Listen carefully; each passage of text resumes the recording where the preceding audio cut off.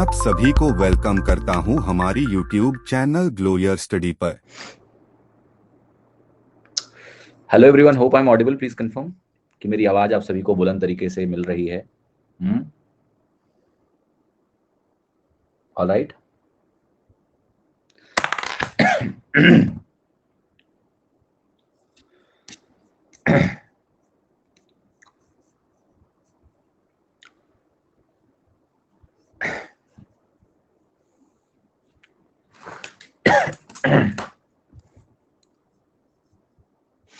हाँ जी।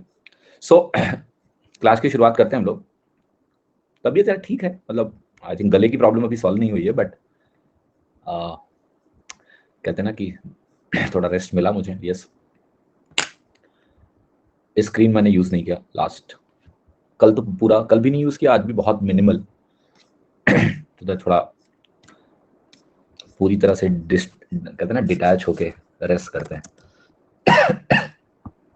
Okay, so anyway, गले को छोड़ के सब अभी ठीक है, बुखार नहीं है, so much better. Just a minute, let's begin. हाँ जी। सो आप सभी लोगों को अगर याद हो पिछली क्लास, तो हम लोग काइट तक पहुंच गए थे और मैंने आपसे एक बहुत इंटरेस्टिंग बात पूछी थी। और वो इंटरेस्टिंग बात क्या है, किसी को याद है? किसको याद है? राइट, मैंने एक काम दिया था। राइट, ध्यान से देखिएगा कि अगर आपके पास एक ट्रेपेजियम है और आप ट्रेपेजियम के मिड पॉइंट को ज्वाइन कर दें तो क्या मिलेगा। तो तरह तरह के जवाब आए थे। कुछ लोगों ने बोला था रोम्बस मिलेगा, और मैंने कहा था जरा सोच के आना। अब आप देखो, मैंने ये जो डायग्राम बनाया है ट्रेपेजियम नहीं है, ये तो भैया नॉर्मल पैरेललोग्राम मिल रहा है, क्योंकि हमने क्वाड्रिलेटरल ड्रॉ किया है। क्वाड्रिलेटरल से हमें पैरेललोग्राम मिलता है। ट्रेपेजियम भी एक एक हमारा क्वाड्रिलेटरल है, लेकिन वो एक स्पेशल क्वाड्रिलेटरल है। मुझे ये जानना है कि ट्रेपेजियम के केस में क्या हमें रोम्बस मिलेगा। Let's draw trapezium like this. जितने लोगों ने भी रोम्बस बोला है, जरा ध्यान से देखें और मुझे बताएं कि क्या ये आकृति रोम्बस की तरह है। ज्योमेट्री में तो यार चीजें दिख जाती हैं भाई। ये लो, ये रोम्बस है। इसको तुमने रोम्बस बोल दिया तो तुम्हें पैरेललोग्राम आके बहुत कूटेगा। राइट, आपको किसी प्रूफ की आवश्यकता नहीं है, आपको बस डायग्राम को अलग अलग तरह से बना के देखना है। ये कौन कह रहा रेक्टेंगल है? अभी अभी की अभी पिटाई होगी। ये रेक्टेंगल तुमको दिख रहा है? रेक्टेंगल में एक कोणवा 90 डिग्री होता है बेटा। ये समांतर चतुर्भुज है, वही जो बेसिक चतुर्भुज में बनता है वही बन रहा है यहाँ। हाँ जी। तो आपको इसका प्रूफ करने के लिए आपको बस घर पे ट्रेपेजियम को तरह तरह से बना लेना था कि एक टांग खूब लंबी खींच दो ऐसे दूर तक और देख लो। तो ये विजुअली काउंटर आप कर सकते हो, क्योंकि जब उस दिन किसी ने बोला ये बात कि रोम्बस बनेगा, तभी मैंने होमवर्क दिया। कि मैंने कहा ये कहां से खुराफात दिमाग में आया लोगों के। रोम्बस इसलिए आया क्योंकि उस दिन जो मैंने आपके सामने ट्रेपेजियम बनाया था वो छोटा सा ट्रेपेजियम था, तो उसमें जो पैरेललोग्राम बना वो रोम्बस की तरह आपको लग रहा होगा। तो इन जनरल आपको पैरेललोग्राम मिलता है जब आप किसी भी ट्रेपेजियम के मध्य बिंदुओं को ज्वाइन करेंगे, तो आपको क्या मिलेगा? पैरेललोग्राम। अनुराग जी कह रहे हैं एक समांतर ही बनता है 9th सीबीएसई। अनुराग जी, लेकिन वो आधी जानकारी थी। मैंने आपको पिछली क्लास में क्या समझाया कि अगर आप रोम्बस के मिड पॉइंट्स को ज्वाइन करोगे तो रेक्टेंगल बनेगा, रेक्टेंगल के मिड पॉइंट को ज्वाइन करोगे रोम्बस बनेगा। राइट, तो ऑल्दो आपका रेक्टेंगल भी एक पैरेललोग्राम है, रोम्बस भी एक पैरेललोग्राम है, बट अब जब आप एसएससी की तैयारी कर रहे हो तो आपको ये भी समझना है कि कौन सा वाला। राइट, तो you need to understand it. अब मैं एक बहुत इंटरेस्टिंग प्रॉपर्टी आपको समझाने जा रहा हूं। आप मुझे बता सकते हो कि पैरेललोग्राम 90 डिग्री, मतलब सॉरी, कहां पर हमें मिड पॉइंट ज्वाइन करने पे, वो मिला था? क्या रेक्टेंगल मिला था? रोम्बस में। याद है कि रोम्बस के अगर आप मिड पॉइंट को ज्वाइन करोगे, तो आपको क्या मिलेगा? You will get a rectangle. ये जो डायग्राम होगा इसको हम बोलते हैं कि ये हमारा रेक्टेंगल है। This is rectangle. यस। अब मैं आपको एक मजेदार बात बताने जा रहा हूं। ये तो है परिणाम। एक्चुअल में इसका रूट जो कॉज है वो ये है, अगर हम इसको प्रूफ करने में घुस जाएं, तो अगर प्रूफ करने में आप घुसोगे तो होगा क्या, मैं आपको बता रहा हूं। क्योंकि रोम्बस के डायगोनल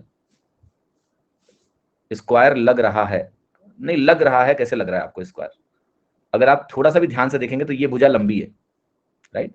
दूसरा, गब्बर साहब, मैंने बहुत स्केल डायग्राम नहीं बनाया क्योंकि नाप के नहीं बनाया। आपको ये भी उंगली उठानी चाहिए कि ये एंगल 90 डिग्री से कम लग रहा है। मैं कोई वो पटरी लेके तो नहीं बना रहा हूं ना डायग्राम। तो ये रोम्बस में भी लेट से मान लिया कि ये अगर वैल्यू बनी होगी कुछ सेंटीमीटर, ये उससे थोड़ा 1-2 सेंटीमीटर कम होगी।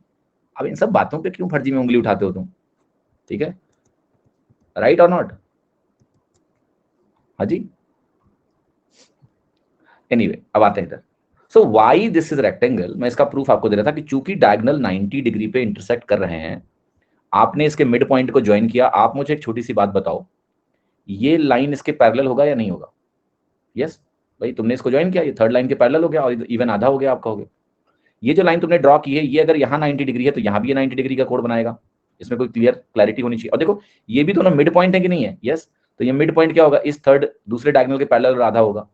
तो इसलिए ये कोण भी 90 डिग्री बन जाएगा, बिकॉज ये दोनों लाइंस पैरेलल हैं, तो ये 90 डिग्री का कोण है। तो यहाँ से आपको चारों 90 डिग्री बन जाएंगे और चारों 90 डिग्री बनने से रेक्टेंगल होंगे। तो ये 90 डिग्री यानी रेक्टेंगल क्यों बना रोम्बस के केस में? इसका कारण यह है कि चूंकि डायगोनल 90 डिग्री पे काटते हैं अल्टीमेटली, इसकी वजह से ये आयत बना, वरना ये पैरेललोग्राम ही होता। वरना ये क्या होता? पैरेललोग्राम ही होता। बट चूंकि डायगोनल 90 डिग्री पे कट करते हैं, इसलिए ये आयत बन गया, रेक्टेंगल बन गया। कैन यू टेल मी, एक और मैंने आपको क्वाड्रिलेटरल पढ़ाया था जिसमें डायगोनल 90 डिग्री पे काट रहे थे, याद है? एक डायगोनल मैंने और पढ़ाया जिसमें 90 डिग्री पे डायगोनल काट रहे थे, क्या नाम था उसका? क्या नाम था? स्क्वायर बन सकता है क्या? नहीं बनेगा भाई अनुराग। जब मैं बोल रहा हूं कि रोम्बस में रेक्टेंगल बनेगा तो स्क्वायर कैसे बन जाएगा आप बताओ? स्क्वायर सिर्फ स्क्वायर के भीतर बनता है बेटा।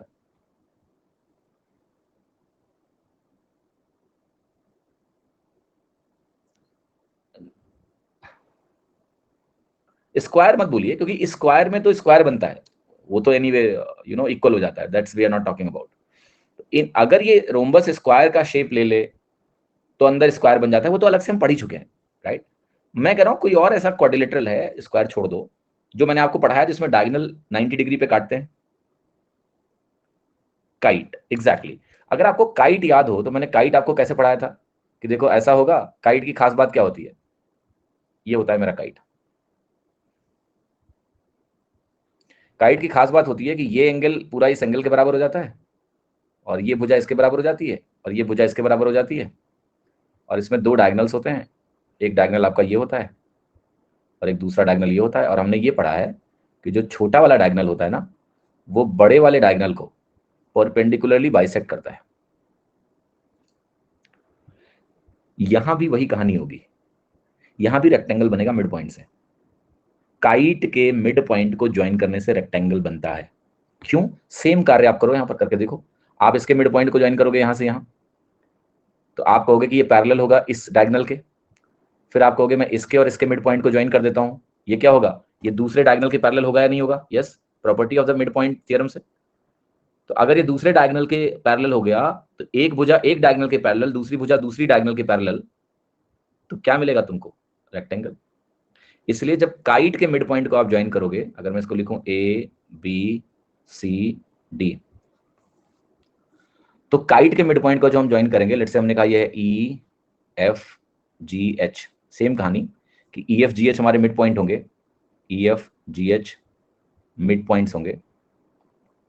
तो हमारा जो ई एफ जी एच होता है ना, इसको हम बोलते हैं rectangle, right. Essentially the basic property is कि जब डायगोनल 90 डिग्री पे इंटरसेक्ट करेंगे तो that resulting diagram will be rectangle. Square के केस में वही चीज स्क्वायर हो जाती है, क्योंकि सिमेट्री की वजह से सारी भुजाएं बराबर हो जाती हैं। ठीक है, क्लियर है मामला यहां तक? हाँ जी। तो चलो फिर शुरुआत करते हैं। सवाल वाल किया जाए थोड़ा सा, है ना? सवाल वाल करते हैं थोड़ा। और क्लास 2 घंटे की है, तो धैर्य बना के रखें, घबराएं नहीं, है ना? I expect cooperation from you all. Let's start the questions. अच्छा, क्वाड्रिलेटर की सीट में कितने सवाल हैं देखा आपने? ज्यादा सवाल नहीं, 50 क्वेश्चन ही है, ठीक है। क्योंकि जो आपने एक तरह से ज्योमेट्री में सर्कल और triangles make lot of questions, right. और उसके बाद अगर हम मूव करते हैं देन क्वाड्रिलेटरल में अगर आपको बेसिक्स क्लियर है ना, देन आप मोस्ट ऑफ द क्वेश्चंस कर लोगे। शीट का लिंक दिया था पिछली क्लास में।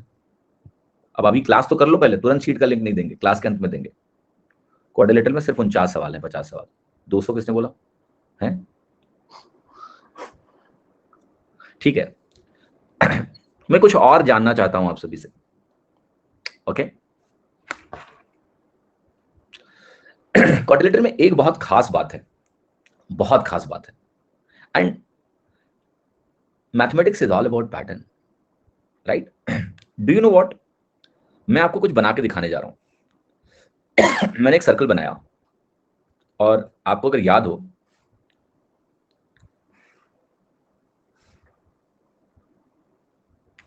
हमने कुछ ऐसा पढ़ा था क्या कि अगर कोई सर्कल हो और उसको हम सर्कमस्क्राइब करता हुआ एक क्वाड्रिलेटरल बना दें, X A B C D.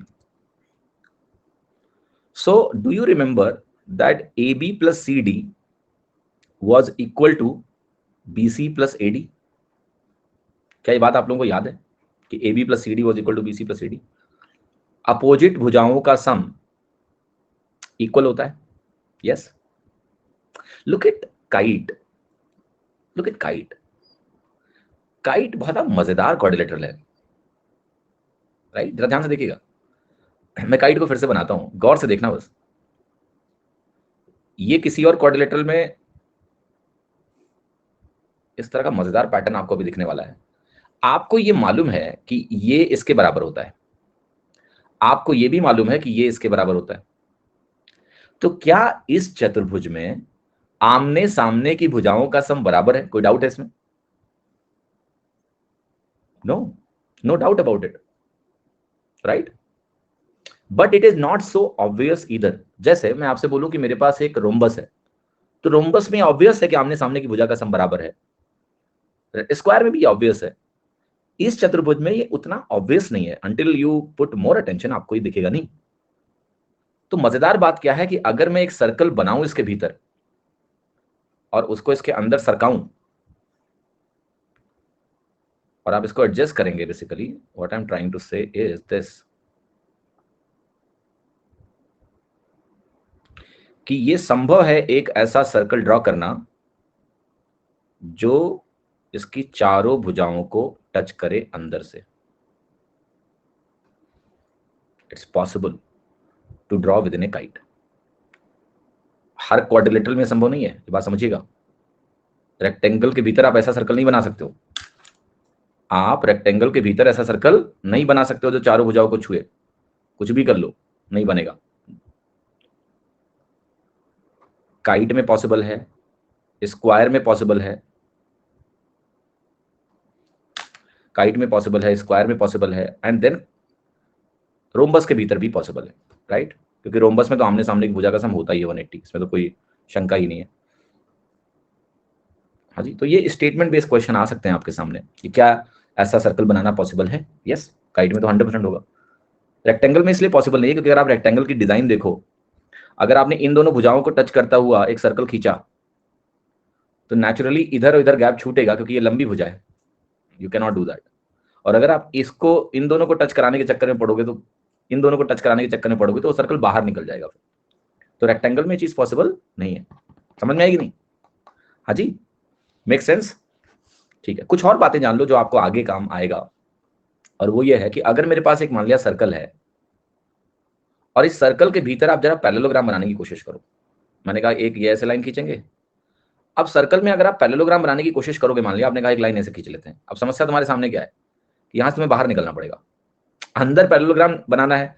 तो आप मजबूर हो कि आप इवन ये लाइन नहीं खींच सकते। अगर आपने ये लाइन खींची मान लिया तो आप क्या होगा, यहीं से बाहर निकल जाओगे, यानी आप इक्वल डिस्टेंस बना ही नहीं पा रहे हो। क्योंकि सर्कल क्या है, एक फिगर ऐसा है सर्कल दैट आपको अगर दो साइड्स को इक्वल रखना है आमने सामने की, तो आपको डायग्राम कुछ ऐसा ही बनाना पड़ेगा। और उस केस में क्या होता है, ये रेक्टेंगल होता है। तो आप ये लिखो कि अगर कभी कोई आपसे बोले कि parallelogram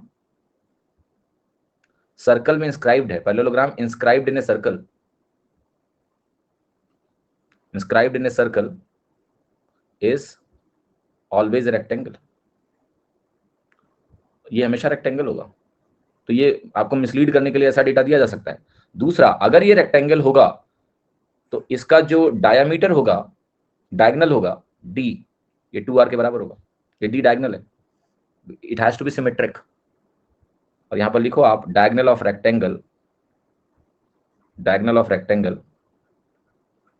will be equal to twice of radius।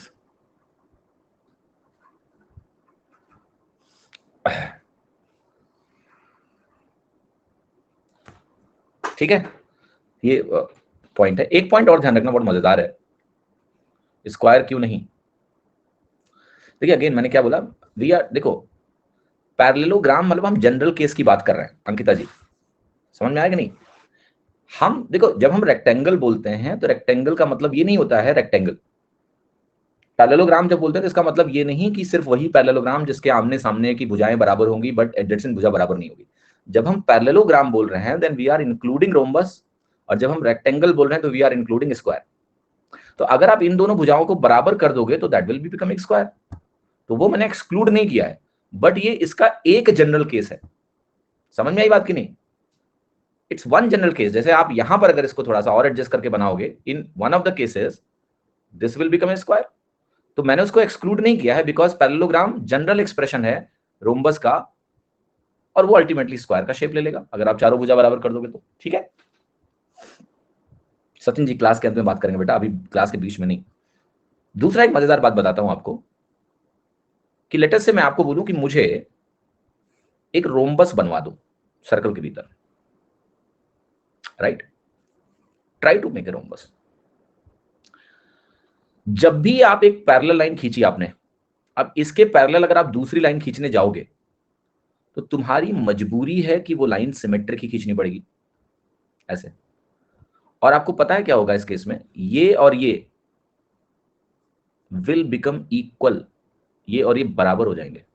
इसका मतलब है कि सर्कल के अंदर अगर आपने ट्रेपीजियम बनाया तो वो आइसोसेलेस ही होगा।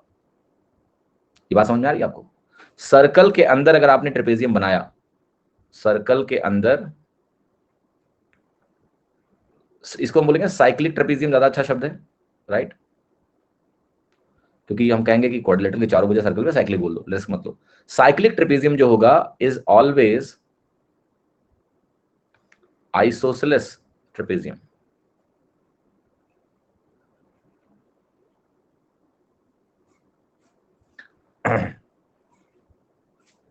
राइट, चलिए रिपीट। सर्कल के अंदर अगर आपने एक ट्रेपेजियम बनाया जिसको हम साइक्लिक ट्रेपेजियम बोलेंगे, वो हमेशा आइसोसेलेस ट्रेपेजियम होगा। आप अंदर जो है वो जो ऑब्लिक साइड्स हैं, मतलब जो नॉन पैरेलल साइड्स हैं, उसको अनइक्वल नहीं बना सकते उस सर्कल के भीतर। तो सर्कल के भीतर डायग्राम्स में थोड़ी सी लिमिटेशंस होती हैं। आशा करता हूं आपको वो चीजें समझ में आ रही हैं। ठीक है, राइट। चलिए अब हम मूव करते हैं, थोड़ा सवाल वगैरह किया जाए। क्वेश्चन नंबर 1 को जरा गौर से देखिएगा। ये कह रहा है कि एक चित्र दिया है, इसमें ABE हमारा इक्विलेटरल ट्राइंगल यानी समबाहु त्रिभुज है। एक स्क्वायर हमारा ABCD है, ABCD। आपको वैल्यू बताना है थीटा की डिग्री में। थीटा ये है जो डायगोनल और इस भुजा के बीच का बना हुआ कोण है। तो आपको एक चीज तो क्लियर होगा कि ये एंगल 45 डिग्री है भाई, क्योंकि डायगोनल स्क्वायर का 45 डिग्री का कोण बनाएगा। ये अगर इक्विलेटरल है AEB तो ये 60 डिग्री का एंगल होगा।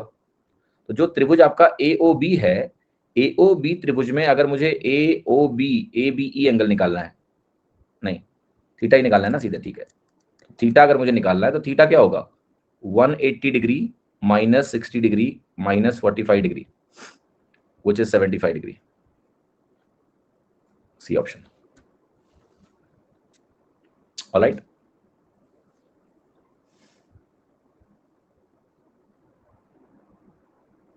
That's the right answer, 75 degrees. Next question. PQRS एक स्क्वायर है और PAQ जो है आपका ये एक इक्विलेटरल ट्राइंगल है यानी समबाहु त्रिभुज है। आपको RAS की वैल्यू चाहिए, RAS यानी इस कोण की वैल्यू चाहिए। ये इक्विलेटरल ट्राइंगल है तो ये 60 डिग्री है। अच्छा सवाल है, सोचो और बताओ।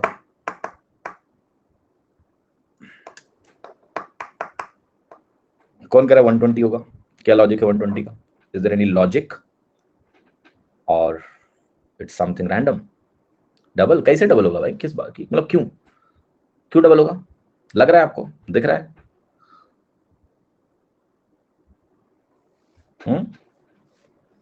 डबल क्यों होगा?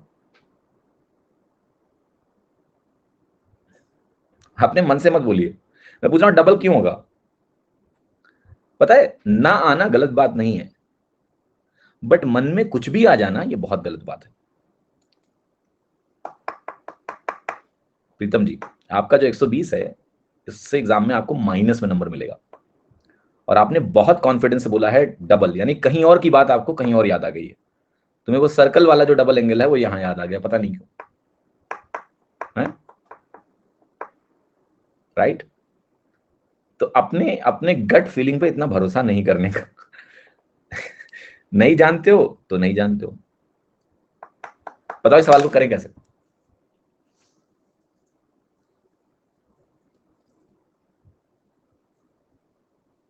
एनीवन? तो चलो मैं थोड़ी सी मदद करता हूं। पहली बात तो आपको एक चीज क्लियर है कि भाई ये एंगल 30 डिग्री है, यस और नो, और ये एंगल भी 30 डिग्री है, इतना तो कम से कम मालूम है, इसमें कोई शंका हमें नहीं, यस, कि ये वैल्यू हमारी 30 डिग्री है। ऑलराइट। एक और चीज बहुत इंटरेस्टिंग है जो आपको यहां समझना पड़ेगा, कि ये भुजा इसके बराबर होनी 100% तय है। क्यों? क्योंकि जब आप एक इक्विलेटरल ट्रायंगल बना रहे हो स्क्वायर के साइड पे, तो ये फिगर तो सिमेट्रिक फिगर होता है। तो ये ऐसा नहीं हो सकता है कि पी क्यू के मिड पॉइंट को आगे अगर हम बढ़ाएंगे तो उससे राइट नहीं हो सकता, it has to be symmetrically placed, because ये इक्वल ट्रायंगल है। ये बराबर जाएगा तो इवन ये दोनों जो एंगल्स होंगे ना, ये भी इक्वली होंगे, मतलब इसमें भी कोई डाउट आपको नहीं होना चाहिए, ये भी आपके बराबर एंगल आएंगे। मतलब अगर मैं एंगल अल्फा के टर्म्स में लिखूंगा तो ये अल्फा और अल्फा ही कहलाएंगे। क्या ये बात सभी को समझ में आई?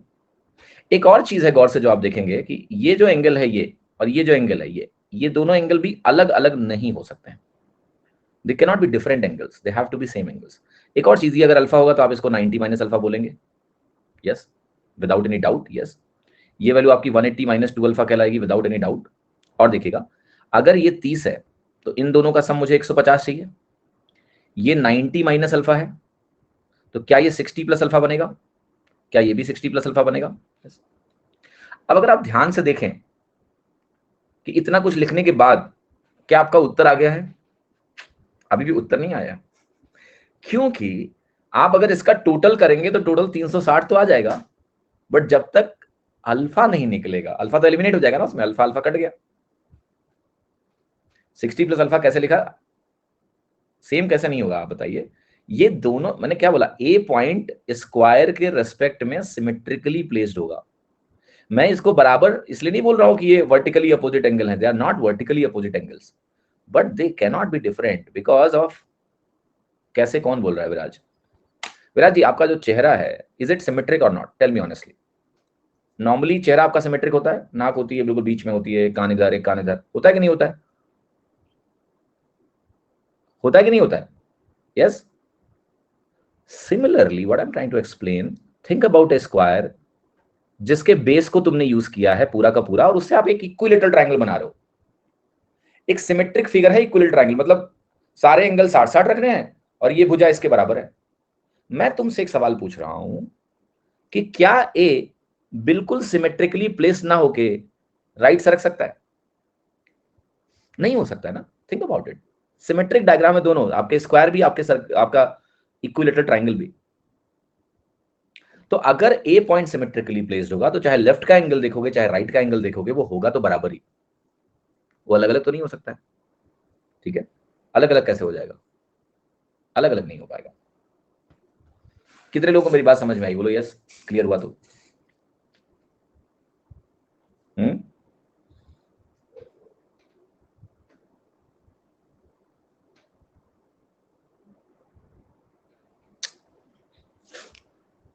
अब मैं क्या कर रहा हूं ना, लेट मी रिमूव एवरीथिंग, क्योंकि मुझे लग रहा है कि थोड़ा फ्रेश आपको ये डायग्राम देखने की जरूरत है। I want every one of you to find the answer for this question.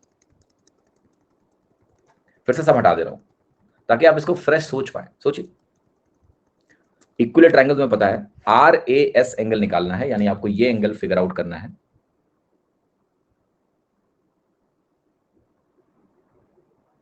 Right, ये एंगल तुम्हें 60-60-60 दिया, मतलब ये बातें जो है मैंने लिख दी। एक बहुत छोटी सी चीज अगर आप यूज करोगे तो आपका उत्तर आ जाएगा। ठीक है, और वो ये है कि ये भुजा इसके बराबर है।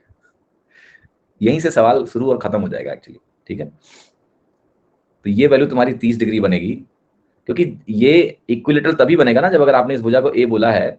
इक्विलेटरल कैसे बनेगा? इक्विलेटरल ट्राइंगल का साइड स्क्वायर का ही साइड है, तो ये इसके बराबर है, ये इसके बराबर हो गया। तो जब ये 30 है तुम्हारा, ये 60 है, तो ये दोनों एंगल निकल गए कि नहीं निकल गए आपके? कितने आए बताओ? ये 30 है, 150 का आधा हुआ 75, तो ये 75 हुआ, ये भी 75 हुआ, ये 75 हुआ, तो ये 15 हुआ, राइट? तो ये भी 15 हो गया। आपकी ये वैल्यू कितनी हो गई? 150। That's answer. तो सवाल कई बार ना बहुत छोटे होते हैं, लेकिन वो क्रिटिकल चीज उसमें पकड़ पाना। इक्वल ट्रायंगल में एंगल 60 हुआ, एपी बराबर पीएस कैसे किया? भरत जी, ध्रुव जी, कैसे इक्वल ट्रायंगल आपका बनेगा ये बताओ? जब तुम स्क्वायर की भुजा को ही इक्वल ट्रायंगल की भुजा बनाओगे तभी तो बनता है। इक्वल ट्रायंगल में तीनों भुजा बराबर हो जाती है, क्यों भूल गए तुम? पीक्यू अगर एपी के बराबर नहीं होगा तो इक्वल ट्रायंगल कैसे बनेगा? और अगर एपी पीक्यू के बराबर है तो एपी तुम्हारा पीएस के बराबर नहीं होगा क्या? यहां विजुअल डिसेप्शन होता है। एक्चुअली विजुअल डिसेप्शन ऐसे होता है कि आप इसको ट्रायंगल की भुजा देख रहे हो और आपको विजुअली लग रहा है कि ये दोनों ये कोण 90 डिग्री विजुअली दिख रहा है आपको, राइट? तो आपको ये महसूस हो रहा है कि ये इससे छोटा है। ये विजुअल डिसेप्शन है आपका, क्योंकि डायग्राम आपका स्केल्ड नहीं बनाया जाता है हमेशा। तो ये विजुअल डिसेप्शन की वजह से आपको शायद लग रहा है कि एपीपीएस के बराबर कैसे होगा। ये सवाल लॉजिकल नहीं है, ये विजुअल डिसेप्शन है कि आपको वहां दिख नहीं रहा है कि बराबर है आंख से, इसलिए तुम सवाल कर रहे हो। 75 बता दीजिए अनुष्का जी, घर पे आपको करना पड़ेगा ये चीज। काफी समय दे दिया सवाल को, घर पे रिवाइज करिएगा इसको, तब समझ में आएगा। एक चित्र दिया है, इसमें ई हमारा मिड पॉइंट है एबी का, ई हमारा मिड पॉइंट है एबी का, एफ हमारा मिड पॉइंट है एडी का,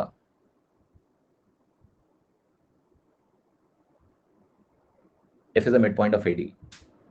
अगर एफ ए ई सी का एरिया 20 सेंटीमीटर स्क्वायर है तो एबीसीडी का एरिया बताना है 40।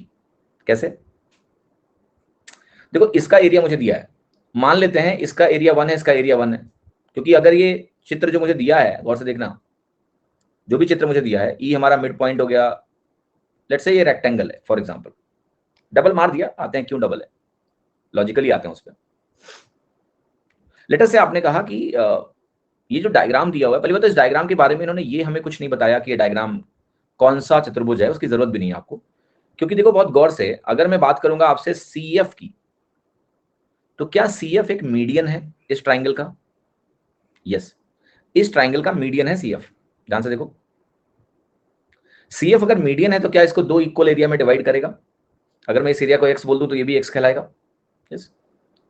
सिमिलरली अगर आप इधर जाएं और आप बोलें कि सी ए बी जो मेरे पास दिया हुआ है, ये सी ए बी क्या है?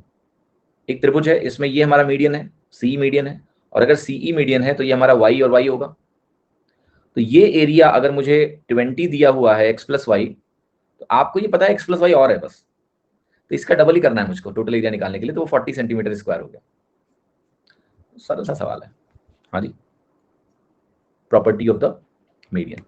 चौथा सवाल देखिए, पी एक वर्ग है, स्क्वायर है, पी को हमने ज्वाइन किया है पॉइंट ए से क्यू आर पर, एस को हमने ज्वाइन किया है पॉइंट बी से जो पी क्यू पे है, पी ए हमारा एस बी के बराबर है, एपी इंटरसेक्ट करेगा एस बी को सी पर, तो कह रहा है बीसीपी बताओ।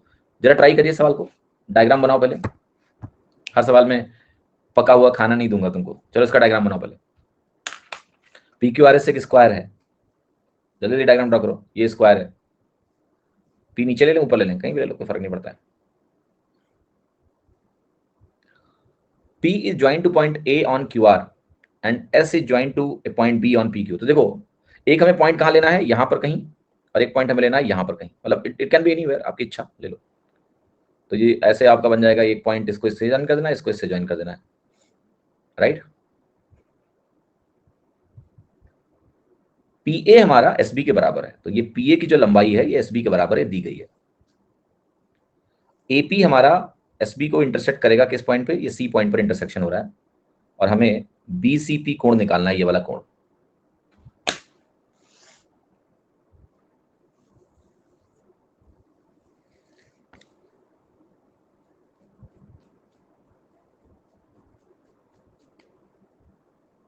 एनीवन? अब देखो इस सवाल को पहले ट्रेडिशनली करने के बजाय हम एक काम करने जा रहे हैं। ये जो पॉइंट है क्यू, आप मेरे को एक बात बताओ, क्या इस क्यू पॉइंट को, बी पॉइंट को मैं क्यू के पास ले सकता हूं? इतना पास ले लूं कि लगभग एक ही जगह ले लूं, राइट। भाई यही तो बोला है कि बी एक पॉइंट है जो पी के ऊपर है, हाँ ले लिया, क्योंकि इतना बगल में ले लिया कि लगभग आसपास ही ले लिया। दो पॉइंट के बीच की मिनिमम दूरी क्या हो सकती है? You can find, it can be very minimum. आपको जो 10⁻⁻50 मिलीमीटर, 10⁻⁻100 मिलीमीटर, 10⁻⁻1000 मिलीमीटर, और जितना तुम बोलोगे उससे छोटा हो सकता है, बिकॉज मैथमेटिकली कोई भी वैल्यू अगर आप मैथमेटिकली बोल सकते हो तो उससे छोटी वैल्यू तो मैं तुमको बता दूंगा। तो लाइक दैट पहुंचा दिया क्यू के पास। अब हमें पता है कि पीए जो हमारा होगा वो इसी के बराबर होना है, तो यहां पहुंचा दिया।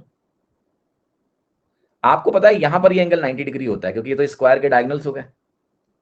आंसर तो 90 डिग्री होगा, पहली बात।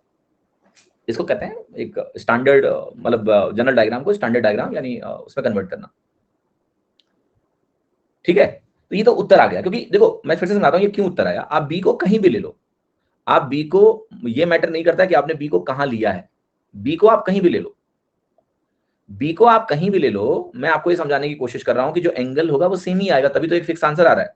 कोई जरूरी नहीं कि बी यहां है, बी यहां भी हो सकता है, यहां भी हो सकता है, कहीं भी हो सकता है, बस ए उसके हिसाब से मूव करेगा, क्योंकि पीए को एसबी के बराबर होना है। अब आप कहोगे सर ये तो हो गया जुगाड़, आप कहोगे हमें सर प्रॉपर तरीका बता दो वरना रात को नींद नहीं आएगी। कितने लोग ऐसे लोग हैं जिन्हें अगर प्रॉपर तरीका पता नहीं चला तो रात को नींद नहीं आएगी? है कोई? हाँ,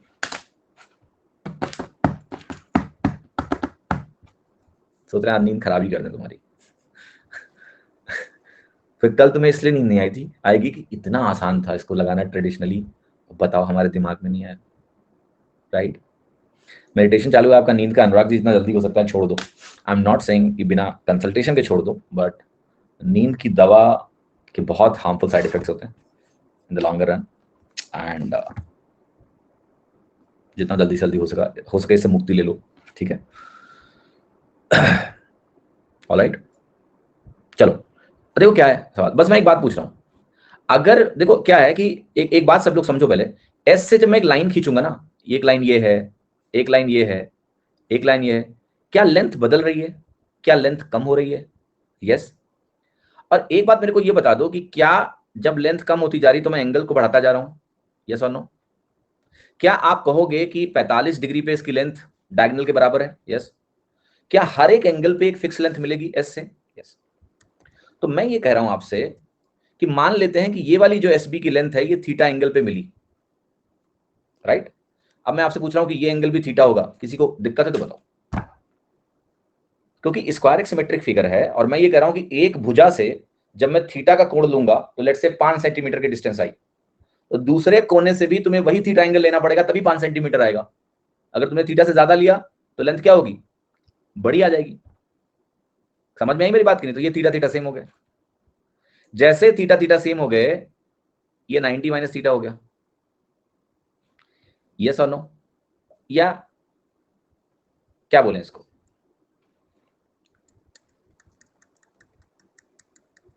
right, there is some fundamental error जो आप नोटिस नहीं कर पाए, ठीक है। ये एंगल थीटा होगा। देखो एक चीज में समझाई थी ना, बड़े से छोटे की तरफ जाते समय थीटा, मतलब try to understand the point. भाई एंगल तो दो तरफ से बन रहा है, इधर से भी बन रहा है और इधर से भी बन रहा है, कौन सा वाला? राइट। सो ऐसे समझो आप, इस केस में, इस केस में मैं देखो यहां पर कहां से किधर मूव कर रहा हूं, मैं एस पॉइंट से डायगोनल से एंटी क्लॉकवाइज मूव कर रहा हूं, और थीटा कोड मैंने बोला, राइट। तो पी पॉइंट से डायगोनल ये है, इससे एंटी क्लॉकवाइज मूव करके ये वाला एंगल जो है आपका वो थीटा है, दिस एंगल इज थीटा। इधर से नहीं, वो दिख भी रहा है कि उधर से नहीं, इधर से लेंथ ऑफ एंगल सब मैच करा लो, देख लो। अब एक बात मेरे को बताओ कि अगर ये थीटा हुआ तो ये एंगल तो 90 माइनस थीटा, क्योंकि ये पूरा 90 है। ये अगर थीटा है और ये 90 माइनस थीटा है, तो इसके पास कोई चॉइस है बेचारे के पास? जी नहीं। अगर एक थीटा और एक 90 माइनस थीटा है तो ये तो 90 ही होगा ना। तो ये तुम्हारा प्रूफ है, इतना छोटा सा प्रूफ है कि क्या ही बताया जाए इसके बारे में, है ना। वो 90 डिग्री हो गया, इसको तो याद रखना तुम आगे से। पांचवा देखिए, चित्र दिया हुआ है आपको, इसमें बहुत सारे कंसेंट्रिक स्क्वायर्स हैं। आंखें चौंधिया रही हैं इसको देख के, है ना। इल्यूजन नहीं हो रहा है आपको? थीटा नहीं समझे बिनो, घर पे थोड़ा इस पे मेहनत करना, समझ जाओगे। हाँ जी।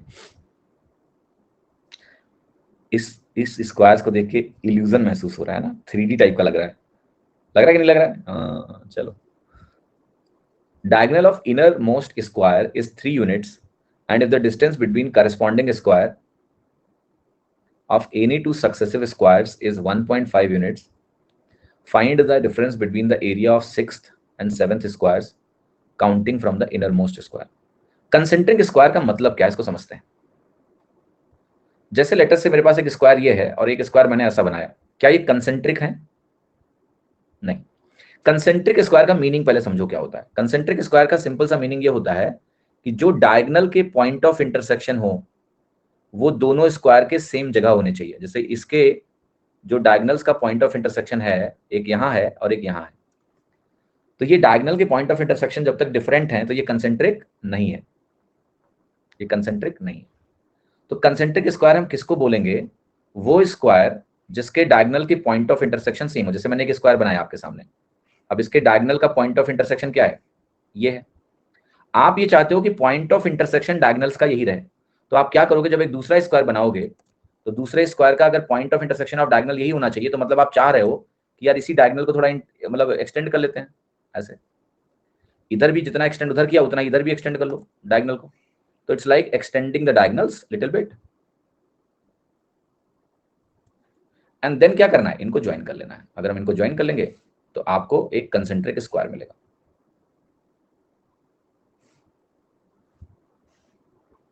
तो फंडामेंटल प्रॉपर्टी समझ में आई आपका कि कंसेंट्रिक स्क्वायर के जो डायगोनल्स का पॉइंट ऑफ इंटरसेक्शन होता है वो सेम जगह होता है। अब दूसरा एक पैटर्न देखना गौर से, वो पैटर्न बड़ा इंटरेस्टिंग है। जैसे यहां पर आपको क्या दिया हुआ है कि distance between the corresponding corners is 1.5 units, ये 3 यूनिट दिया है, और distance between corresponding corners is 1.5 units. तो ये करस्पॉन्डिंग जो कॉर्नर्स हुए ना वो ये हुए। जरा समझते हैं कि अगर इनके बीच की दूरी x है तो इससे भुजाओं में क्या फर्क पड़ेगा, गौर से देखिएगा। मैं इसको एक्सटेंड कर लेता हूं ऐसे, आप तुरंत ही बोलोगे कि यार ये तो 45 डिग्री होगा क्योंकि ये 45 डिग्री है। तो अगर ये 45 डिग्री है तो आप कहोगे ये वैल्यू हमारी x/√2 है, ये वैल्यू भी हमारी x/√2 है। यस और नो? यस और नो? यस। सिमिलरली क्या आप इधर जाएंगे तो आप बोलेंगे ये वैल्यू भी आपकी x/√2 होगी?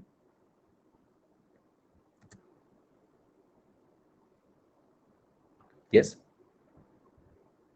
यस और नो? यस, क्योंकि ये x होगी अगर कॉर्नर्स के बीच की दूरी x है। तो कॉर्नर्स के बीच की दूरी अगर x होगी तो आप कहोगे कि हर एक कंसेक्यूटिव स्क्वायर्स में, अगर मान लिया इसकी भुजा a है, इसकी भुजा आपको पता है क्या मिलेगी? a + √2x, बिकॉज x/√2 और x/√2 बढ़ गया, राइट? अगर मैं यहां पर भुजा देखूं ध्यान से कि ये a है, तो ये भुजा कितनी है आप बताओ? x/√2 जुड़ गया तो a/a + √2x हो गया भुजा। ये एक तरीका है अगर मैं साइड की बात करूं तो। बट आपको ये पता है कि मुझे अगर एरिया ही लिखना है तो मुझे साइड लिखने की आवश्यकता नहीं है। आपको ये भी पता होगा कि स्क्वायर का जो एरिया होता है, एरिया कैसे लिख सकते हैं?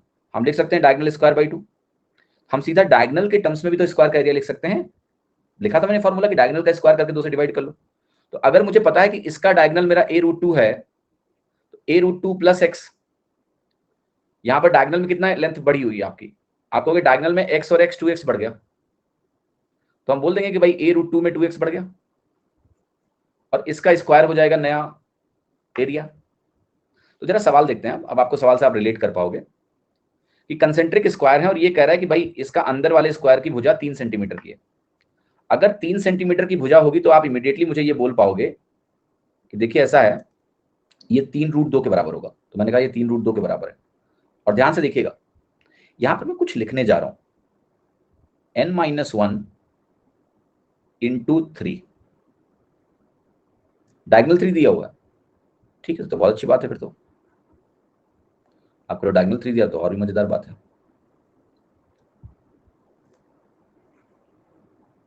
ये मैंने जो लिखा है इसको समझो क्या लिखा हुआ है। मैंने यहां पर एक एक्सप्रेशन लिखा है कि अगर मुझे nth स्क्वायर का डायगोनल चाहिए, राइट, ये डायगोनल ऑफ nth स्क्वायर है, तो आप n की वैल्यू रखो। जैसे आप कहोगे कि मुझे पहले डायगोनल का स्क्वायर चाहिए, पहले स्क्वायर का डायगोनल चाहिए, n की वैल्यू 1 रखोगे 3 आ जाएगा। अगर आप n की वैल्यू को 2 रखोगे तो 3 जुड़ जाएगा। क्या 3 ही जुड़ना चाहिए? यस, क्योंकि ये दूरी 1.5 है, तो यहाँ भी 1.5 जुड़ेगा, 3 बढ़ जाएगा। अगर आप कहोगे मुझे तीसरे स्क्वायर का चाहिए, तो आप n की वैल्यू 3 रखोगे, तो ये 2 3 6 बढ़ेगा। देखो आप, ये 1.5 3 और यहां से 3 6 बढ़ गया, 9 हो जाएगा। तो ये एक्सप्रेशन रिप्रेजेंट कर रहा है कि कोई भी स्क्वायर हम लिख सकते हैं। अब आते हैं कि हमें जो एरिया निकालना है वो निकालना है 6वें और 7वें स्क्वायर का। तो आपका फॉर्मूला कैसे बनेगा? आप कहोगे d7 स्क्वायर बाई 2 एरिया होगा 1 का, और d6 स्क्वायर बाई 2 एरिया होगा 1 का। तो पहले d7 निकालते हैं। 7 माइनस 1 जाएगा 6, 6 3 18, 18 3 21, 21 square by 2 minus d6, 6 minus 1 5 3 15 3 18 square बटे 2।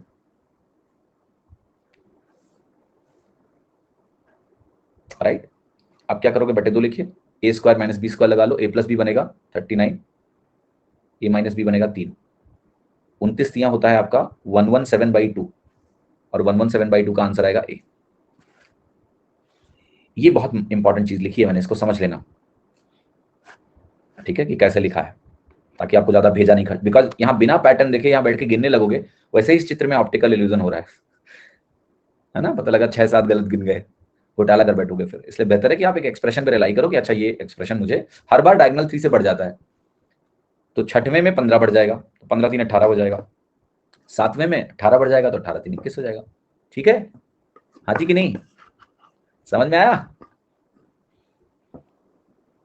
अच्छा, ज्योमेट्री पढ़ने मजा आया कि बोरिंग लगा तुम लोगों को? झूठ मत बोलना, ईमानदारी से बोल सकते हो यार। अच्छा लगा ज्योमेट्री पढ़ना है मुझसे या नहीं? सीखे हो कुछ? क्योंकि सब लोग बोल रहे हैं इंटरेस्टिंग, इसका मतलब ये है कि कुछ लोग हैं तो नहीं बोल रहे हैं, या क्योंकि ऐसा हो नहीं सकता कि कोई ऐसा ना हो जिसको अच्छा ना लगा हो, है ना। कोशिश की है मैंने कि थोड़ा मजा आया आपको, बाकी चैप्टर थोड़ा है, कम्बरसम है, बड़ा है, so I will not take it negatively if somebody comes and says कि सर बहुत बोरिंग लगा मुझे। ठीक है, लास्ट क्वेश्चन में डायगोनल का वैल्यू है या कांस्टेंट? डायगोनल की वैल्यू लिखी है मैंने यार। चलिए सवाल बताओ, स्क्वायर जिसका साइड 2 मीटर है, इसके कॉर्नर्स को हम काट देते हैं, इससे ऑक्टागन बन जाता है जिसमें सारी साइड्स इक्वल हैं, तो length of each side of octagon क्या होगा? राइट, लेट्स सी कि स्क्वायर से ऑक्टागन कैसे बनेगा। ओके, सो मैं आपको एक मजेदार बात बताता हूं।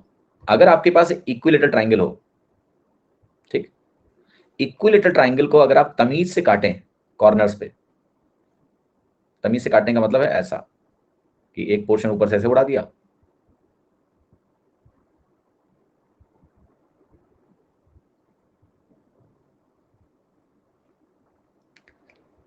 देख रहे हो आप क्या किया मैंने? मैंने एक इक्विलेटरल ट्राइंगल लिया और इक्विलेटरल ट्राइंगल को मैंने काटा है कॉर्नर से, और कॉर्नर से काटने से क्या हुआ, ये जो इक्विलेटरल ट्राइंगल है ना, ये अगर ये पोर्शन में काट के निकाल दूं ऐसे, तो ये किस में कन्वर्ट हो गया? ये कन्वर्ट हो जाता है आपका रेगुलर हेक्सागन में। नाउ हाउ टू आइडेंटिफाई कि इसकी वैल्यू क्या है? आप कहोगे मान लिया मैं इसकी साइड को एक्स बोलता हूं, अगर आप इसको एक्स बोलोगे और रेगुलर हेक्सागन बना, अभी हमने रेगुलर हेक्सागन पढ़ा नहीं है, पॉलीगन में पढ़ेंगे, बट आई थिंक इतना तो तुम्हें पता होगा सारी भुजा बराबर रेगुलर हेक्सागन हो गए, तो ये वैल्यू एक्स एक्स एक्स बन जाएगी। इंटरेस्टिंगली देखो, अगर यहां पर ये तो 60 डिग्री ही रहने वाला है, इसमें कोई डाउट नहीं है। जब भी आप एक सिमेट्रिक फिगर में से एक सिमेट्रिक फिगर ही काटते हैं, तो ये 60 डिग्री ये दोनों इक्वल ही होंगी, और ना आपका रेगुलर बनेगा नहीं रेगुलर फिगर। तो ये भी बेसिकली क्या होता है, ये भुजा जो यहाँ पर है, ये एक्स, ये सब एक्स एक्स हो जाते हैं। 60 डिग्री आइसोसेलेस में सब एक्स बन जाता है, एक तरह से ऐसा हो जाता है। तो यहां आपको मिलता क्या है कि अगर इसका पूरा भुजा ए है, तो 3x आपका ए के बराबर हो जाता है, और x आपका a/3 के बराबर हो जाता है। दैट इज द रिलेशन कि जो साइड ऑफ हेक्सागन बनेगा वो a/3 होगा, मतलब इक्विलेटरल ट्राइंगल की भुजा का बाई 3 होगा। मैं लिख देता हूं यहाँ पर, ये ट्राइंगल जो है ये इक्विलेटरल ट्राइंगल है, और ये जो फिगर है हमारी, ये रेगुलर हेक्सागन है। रेगुलर हेक्सागन में सारे अंदर के एंगल बराबर होते हैं, और सारे साइड्स भी बराबर होते हैं। ये जो सवाल है इसका क्या कहानी है, इसमें एक स्क्वायर है ऐसे, इस स्क्वायर से हमें बनाना है क्या, ऑक्टागन। काटना है तो काटते हैं।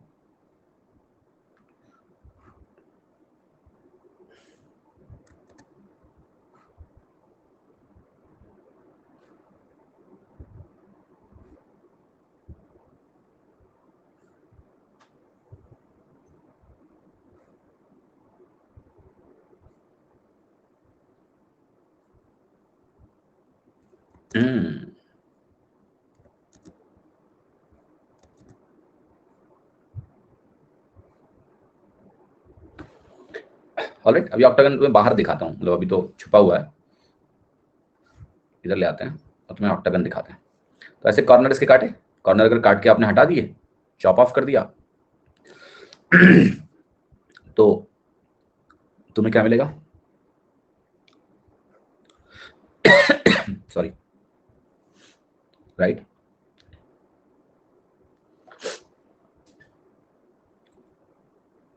शेखर जी करें, आपकी ड्राइंग अच्छी रही होगी।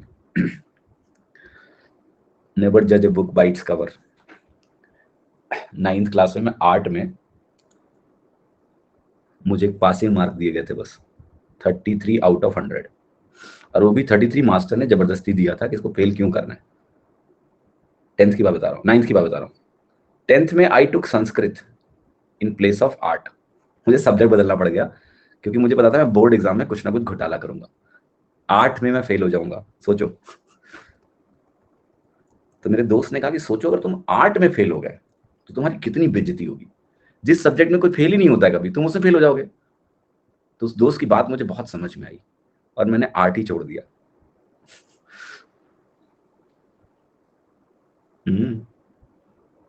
दिख रहा है ना आपको? 1 2 3 4 5 6 7 8 तो मिल गया। बस ये काटना थोड़ा तमीज से, कि ये जो काट रहे हो पोर्शन ना, एक्स एक्स बिल्कुल सिमेट्रिकली काटना है आपको ऐसे।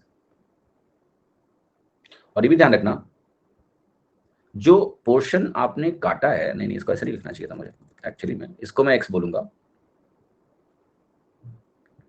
और चूंकि ये मामला ऑक्टागन का है, तो आप कहोगे ये एंगल 45 होगा, ये 45 होगा, सिमेट्रिक काटना तो दोनों बराबर होंगे, ये 90 होगा, 45 45 बनेगा।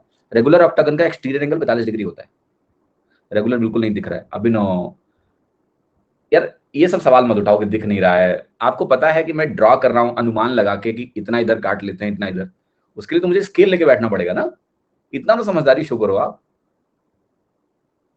ये एक्स एक्स लिख दिया बस, इतना काफी है मैथमेटिकली रिप्रेजेंट करने के लिए। अब ऐसा हो जाए, सोचो कि तुम एग्जाम दे रहे हो और तुम्हारी एग्जाम में तुम्हारी रफ शीट ले ले एग्जामिनर और तुम्हें नंबर ही ना दे, भले ही तुमने उत्तर सही लगाया हो। ऑब्जेक्टिव क्वेश्चन में कहा, ये देखो तुम्हारा ऑक्टागन रेगुलर ऑक्टागन दिख ही नहीं रहा, नहीं देंगे नंबर, फिर क्या करोगे?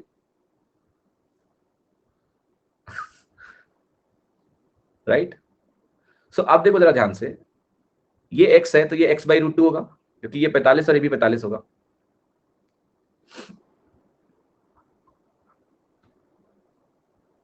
ये भी ये एक्स बाई रूट 2 होगा, ये भी एक्स बाई रूट 2 का, लाइक दैट। तो anyway what is more important now कि ये स्क्वायर है तो ये भुजा ए है, यहां पर एक्स है, तो ये बनेगा x by root 2 plus x by root 2 is equal to a. यहां से आपको वैल्यू मिलेगी x इंटू 1 प्लस रूट 2, क्योंकि ये जो 1 बाई रूट 2 और 1 बाई रूट 2 मिलके हैं, ये रूट 2 बना देंगे। 2 इंटू एक्स बाई रूट 2 हो जाएगा, तो ऐसा कुछ आ जाएगा।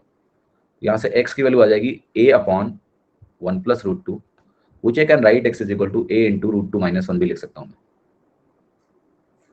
तो a अपॉन रूट 2 प्लस 1 और a इंटू रूट 2 माइनस 1 दोनों संभव है। तो मैंने आपको एक फार्मूला इसमें बता दिया, आसान सा है वो तो, इक्वल ट्रायंगल वाला। और एक ये है जो a अपॉन रूट 2 प्लस 1 या फिर a इंटू रूट 2 माइनस 1 कह सकते हैं इसको। तो ये सवाल देख लो, आपका आंसर आपको पता है a अपॉन रूट 2 प्लस 1 है, जिसका साइड 2 है स्क्वायर का। आपने कॉर्नर कट किया है, इससे आपको एक ऑक्टागन मिला है, इसके सारे साइड्स बराबर हैं। Then the length of each side of the octagon metre is, B option होगा। ठीक है, 7वां सवाल देखते हैं। एबीसीडी एक स्क्वायर है जिसमें डायगोनल्स, एबीसीडी एक स्क्वायर है, ठीक है, लग नहीं रहा ना? किसी को कोई दिक्कत नहीं होनी चाहिए, है तो है, ठीक है, फाइन। डायगोनल्स होकर बाइसेक्ट कर रहे हैं, हमने ए और बी पॉइंट लिए हैं, ए यहाँ बी यहाँ, ऑन ए ओ के वाला पॉइंट लिया, ठीक है। ए ओ ए के बराबर है, ठीक है। बी ओ बी एल के बराबर है, एल ओ के थीटा है। आपको साइन थीटा की वैल्यू बतानी कितनी है? बहुत अच्छा सवाल है, वेरी नाइस क्वेश्चन। सो कैसे इसको यूज करना है देखना। अगर हमारा AO AK के बराबर है, तो एक आइसोसेलेस टाइप का कुछ तो बनता हुआ दिख रहा है AO AK। तो अगर मैं इस कोड को अल्फा बोल दूं, आप ईमानदारी से बताओ, आप इसको अल्फा बोलोगे या नहीं? यस बोलोगे ना भाई? अगर मेरा AK और AO बराबर है, मैंने इसको अल्फा बोला, तो ये भी अल्फा होगा। इतना तो लिख सकते हैं ना? क्लियर है? दूसरा, इसी तरह से यार इसको अगर बीटा बोलेंगे ना, तो ये कोड भी बीटा बनेगा? नहीं, ये वाला कोड बीटा बनेगा, इतना सारा ये बीटा बीटा बन जाएगा। सॉरी सॉरी सॉरी, इधर बीटा बोल दो इसको, एक ही बात है। BO अगर BL के बराबर होगा तो इसको बीटा बोलेंगे, तो ये इतना बीटा हो जाएगा। अब देखना ध्यान से, what I am trying to say now, कि alpha plus beta plus theta is equal to 180 degree. Yes, और alpha plus beta minus theta is equal to 90 degree. क्योंकि स्क्वायर में ना ये वाला जो एंगल होता है ना, ये अगर डायगोनल का बाइसेक्शन ऊपर है तो ये 90 होता है। अब इतना अल्फा है, इतना बीटा है, अगर मैं अल्फा प्लस बीटा लिख रहा हूं तो मैंने थीटा को 2 बार जोड़ लिया है यहां, सॉरी एक बार अगर मैं थीटा घटा दूं तो टोटल 90 डिग्री होगा। इन दोनों इक्वेशन को लिखने के बाद अगर मुझे साइन थीटा निकालना है, क्या निकलेगा? थीटा 90 डिग्री निकलेगा? नहीं, 2 थीटा 90 डिग्री होगा, थीटा आपका 45 डिग्री हो गया।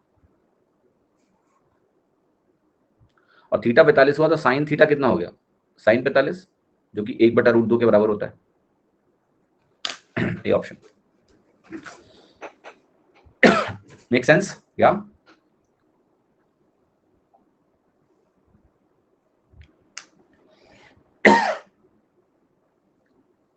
180 कैसे?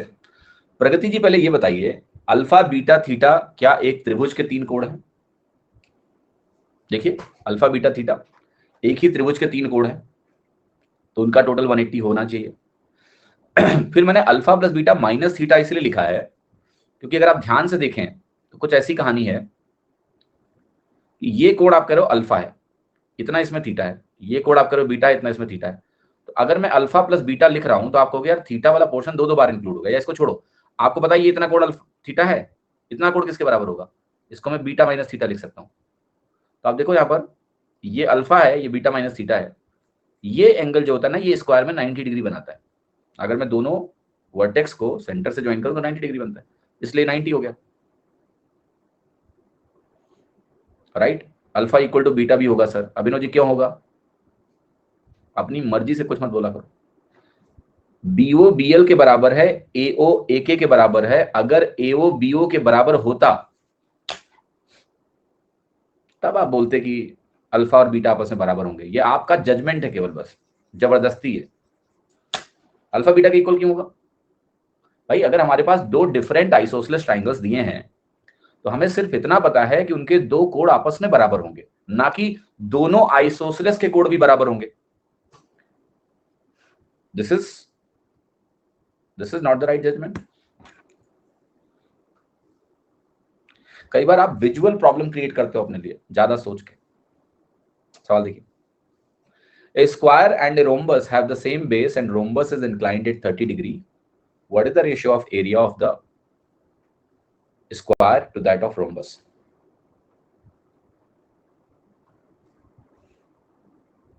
ये है रोम्बस, बट ये रोम्बस क्या कर रहा है? 30 डिग्री पे इंक्लाइंड है।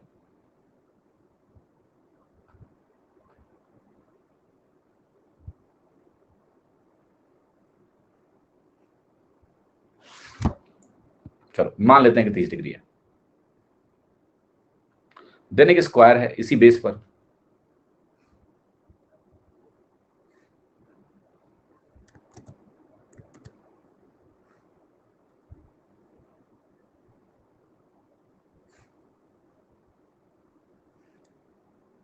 कुछ ऐसा होगा। एरिया स्क्वायर का और रोम्बस का क्या होगा जरा देखते हैं। तो रोम्बस और स्क्वायर सब पैरेललोग्राम ही एक तरह से। तो एरिया अगर मुझे कभी लिखना हो इस रोम्बस का तो मैं लिख सकता हूं ये होगा A स्क्वायर साइन 30 डिग्री। जैसे वहां AB साइन थीटा होता है, A स्क्वायर साइन 30 होगा। और स्क्वायर का एरिया क्या होगा? A स्क्वायर होगा। तो ये हो गया 1/sin30, 2:1।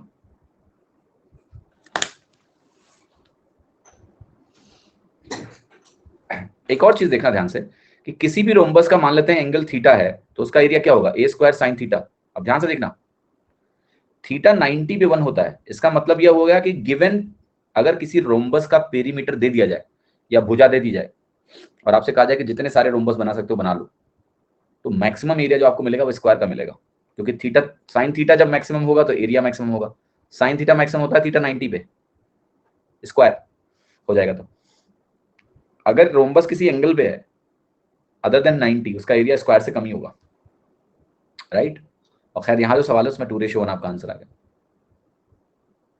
मतलब स्क्वायर का एरिया सेम साइड के रोम्बस से बड़ा होता है, ध्यान रखना, कोई भी एंगल हो स्क्वायर का एरिया रोम्बस से बड़ा होता है, ज्यादा होता है। इससे आप सिली मिस्टेक नहीं करेंगे कि पता लगा ए और डी लगा के बैठ गए, जैसे किसी ने लिखा था 1:2, सिली मिस्टेक नहीं होगी आपसे। सवाल देखिए क्वेश्चन नंबर 9, ABCD हमारा एक स्क्वायर है, x एक पॉइंट है CD पर, dx हमारा DO के बराबर है, ये dx हमारा DO के बराबर है, DOX upon XOC given O is the intersection point of diagonals। क्या ठीक है? Now understand कि हमें इन दोनों एंगल्स का रेशियो निकालना है। How do we do that? Not very difficult. कैसे करेंगे देखिए, मेरे को बस एक बार बता दो आप कि अगर ये a/√2 है, ठीक है, मैं एक काम करता हूं कि पूरे स्क्वायर की भुजा को ही √2 मान लेता हूं, क्योंकि ये a/√2 होगा तो ये a बन जाएगा, मतलब 1 बन जाएगा। अब करो ये भी 1 बनेगा, ये वैल्यू किसके बराबर हो जाएगी, √2 - 1 के बराबर हो जाएगी। यहां से यहां तक की लेंथ 1 रहेगी। यस और नो? क्लियर है कि नहीं है? कितने लोगों को मेरी बात समझ में आ रही है? हाँ जी, this much we can write. अगर मैं लेंथ को ऐसे लिखना चाहूं तो 1 1 ये 1 हो गया आपका, इस तरह से मैं इसको व्यक्त कर सकता हूं बिना किसी खास प्रॉब्लम के। अगला जो अब सवाल यहां पर आपके सामने है वो ये है कि इन एंगल्स का रेशियो निकालना है, तो मैं कैसे निकालूं? ये एंगल 45 डिग्री है, आपको दिया हुआ है, ये एंगल भी 45 डिग्री है, इसमें कोई डाउट ही नहीं है किसी को। आपको अगर याद हो तो मैंने एक फॉर्मूला आपको लिखवाया था बिल्कुल इसी तरह के सवाल में, कि अगर ये एंगल अल्फा है और ये एंगल बीटा है, कुछ याद है आपको? और ये जो भुजाएं हैं ये 1 और 1 हो गई आपकी इस केस के हिसाब से, यहाँ ये x हो गया और ये आपका 45 है, ये आपका 45 है, और ये रेशियो अगर आपका m/n दिया हो, कुछ याद है formula? Anybody remembers that formula? No, it was not Stewart theorem sir. Visual memory को कन्फ्लिक्ट मत करिए। आपने डायग्राम देखे, स्टीवर्ट देख लिया, बट ऐसे ही प्रश्न में मैंने आपको एंगल के साथ एक रिलेशन बनवाया हुआ है जिसमें आपका ये साइन अल्फा बटे साइन बीटा निकाला हुआ है, और साइन अल्फा बटे साइन बीटा जो था वो m sine 45 upon n sine 45 के बराबर था।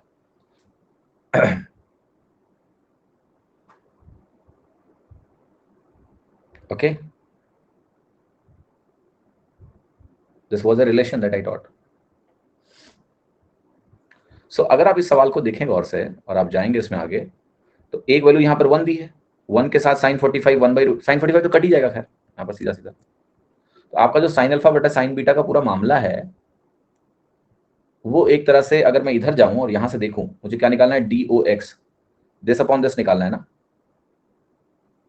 तो ये वैल्यू आपकी 1/√2 - 1 के बराबर हो जाएगी। बट यहां पर आपका आंसर मैच नहीं कर रहा है, कुछ तो इश्यू है। क्या प्रॉब्लम बताओ?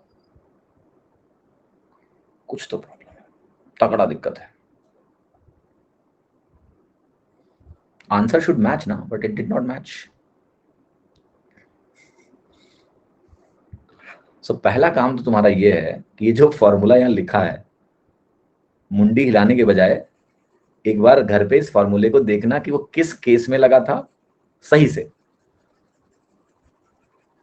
और यहां पर आपको ये कार्यक्रम नहीं करना है जो आप अभी कर रहे हो। मैं नहीं कह रहा हूं कि ये सही गलत का मामला नहीं है, आपको साइन का रेशियो थोड़ा ना निकालना है यार। अरे यहाँ साइन अल्फा साइन बीटा का रेशियो कौन बोला है तुमको निकालने का? तुम्हें यहाँ एंगल रेशियो निकालना है।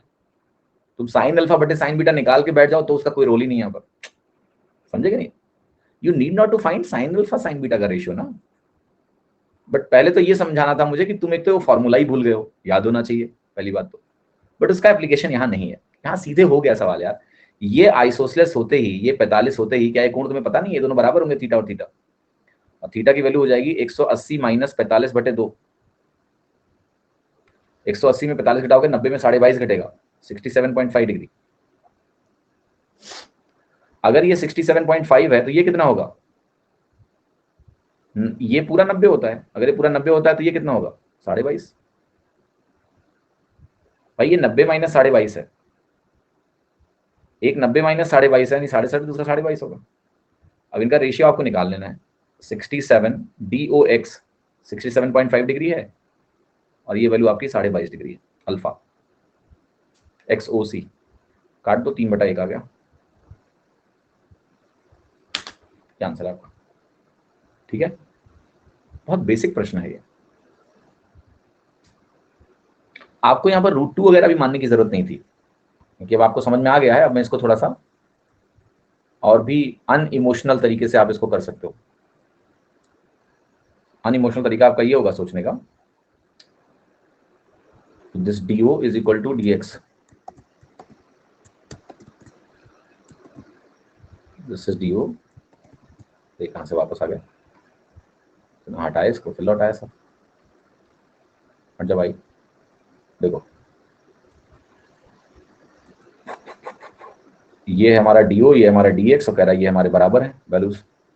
एक ट्राइंगल ये हो गया आपका। आप सीधे जाके देखो ना कि अगर ये दोनों बराबर हैं और ये 45 डिग्री है तो ये 67.5 होगा बिकॉज ऑफ दिस प्रोसेस, और ये 67.5 अगर हो गया तो ये 22.5 हो गया। रेशियो निकल गया 3/1। कोई वैल्यू नहीं मानने की जरूरत है, √2 हाँ जी। P एक पॉइंट है रेक्टेंगल के भीतर, P अगर एक पॉइंट है रेक्टेंगल के भीतर, आइए इधर, ABCD एक रेक्टेंगल है और P हमारा एक पॉइंट है जिसके भीतर है, यहाँ पर कहीं। आपको ये मैं बता चुका हूँ, ब्रिटिश फ्लैग थ्योरम क्या होता है आपका, कि PA² प्लस PC² बराबर होता है PB² प्लस PD² के, है ना?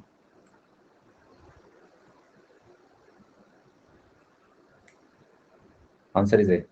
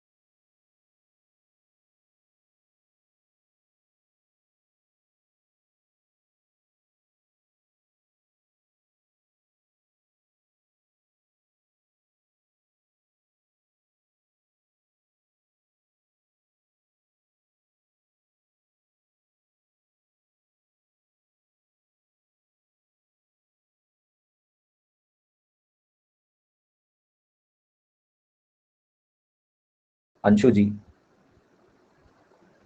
एक कोट है बहुत अच्छा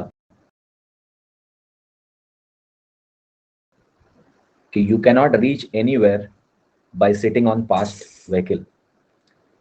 तो by sitting on the vehicle of past you cannot reach anywhere. तो आपके साथ जो भूतकाल में हुआ, भले ही गलत हुआ, धोखा हुआ आपके साथ, उसको भूल जाइए। भविष्य की गाड़ी में सवार हो जाइए, वर्तमान की गाड़ी में बैठिए, भविष्य की तरफ बढ़िए, मेहनत करिए। तो अगर आप अब सही जगह आ गए हो, आपको ऐसा लगता है, तो आप बढ़िया से पढ़ाई करिए, राइट। 11 एबीसीडी एक रेक्टेंगल है जहां एबी और बीसी का अनुपात दिया हुआ है। पी हमारा एबी का मिड पॉइंट है, आपको साइन बताना है एंगल सीपीबी का। तो देखिए रेक्टेंगल है, इसमें आपको यहाँ ए बोल दिया, बी बोल दिया, सी बोल दिया, डी बोल दिया।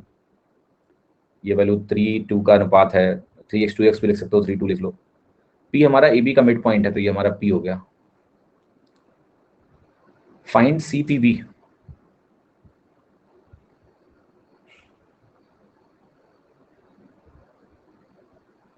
ये एंगल निकालना होगा। तो ये 1.5 के बराबर होगा, 3/2 कहेंगे इसको। यस,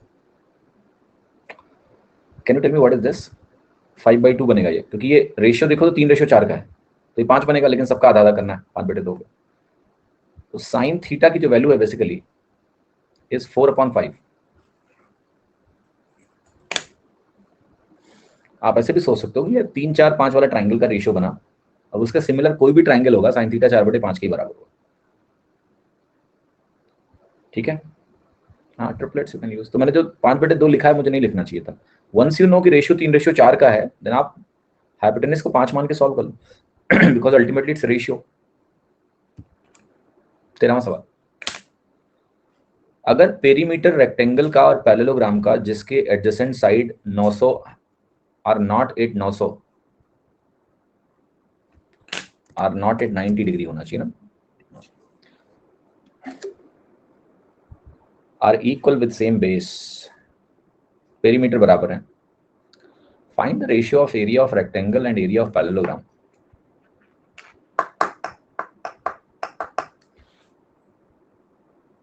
इसेंशियली जानते हो सवाल क्या कह रहा है? करेक्ट रेक्टेंगल ले लो, लेट्स से साइड हो गया ए बी। अब कह रहा है आप ऐसे ही ना पैरेललोग्राम बनाओ जिसका ये ए हो और ये बी हो, अरे 90 डिग्री ना हो, मतलब at certain angle theta.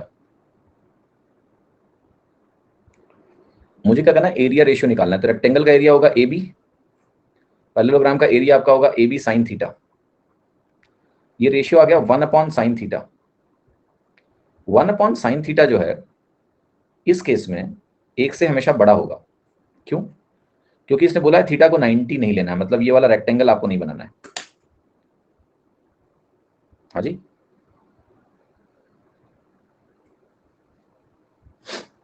Clear है बात? मेरी समझ में आई आपको?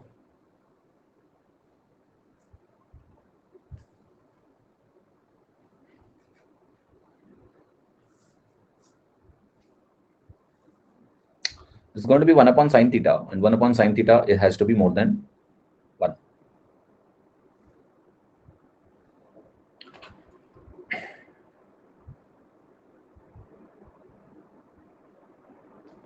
ये लाइन बहुत इंपॉर्टेंट थी, विद सेम बेस, है ना, ए ए, इसलिए ये बी बी, तभी ये चीज होल्ड करेगी। और थीटा चूंकि मुझे 90 नहीं लेना है, तो साइन थीटा लेस देन 1 होगा, और साइन थीटा अगर लेस देन 1 होगा तो 1/sin theta will be more than 1, इसलिए मेरा आंसर बी हो गया। 14वां सवाल देखिए, एक चित्र दिया है, इसमें आपको दिया हुआ है कि AC plus BD, AC plus BD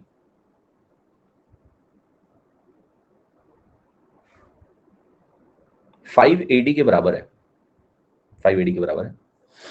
AC minus AD 8 units के बराबर है। हमें एरिया निकालना है रेक्टेंगल का, कितना होगा? एरिया हमें रेक्टेंगल का बताना है कितना होगा। तो एक तरह से कुछ इक्वेशंस दी हैं, इतना तो समझ में आ रहा होगा आपको एग्जैक्टली क्या इक्वेशन है, कैसे इसको करना है, वो तो जब प्रोसीड करोगे तब तुमको समझ में आएगा, राइट। जरा ट्राई करो इस सवाल को यार।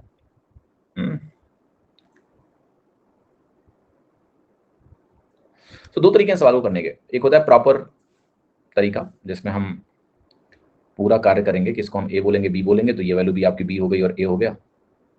अब a c plus A b, a c plus A b 5AD के बराबर है। तो आप ऐसे लिखिए इसको, ए सी को मैं क्या लिख सकता हूँ, root A square plus B square, yes, plus A B को क्या लिख सकता हूँ, ऑलराइट, ए बी आपका ए है, 5 टाइम्स ए डी आपका 5 टाइम्स बी है। तो ये इक्वेशन आपकी एक तरह से 5b minus A is equal to root A square plus B square.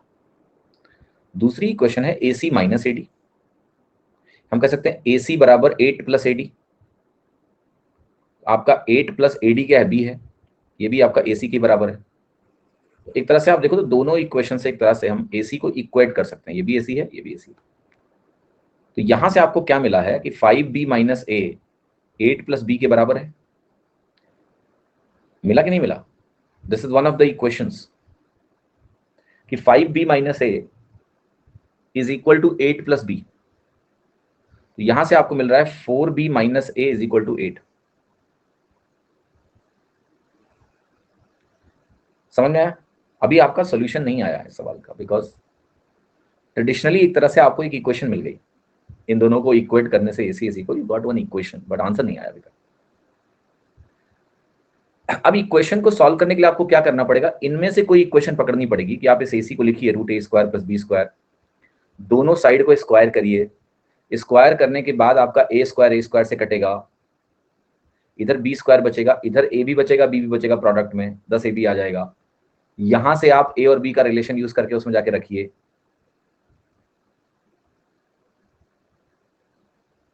and then you will solve a variable, but बहुत टाइम टेकिंग है या नहीं है? यस। तो this is a route, traditional route, but बहुत लंबा तरीका है।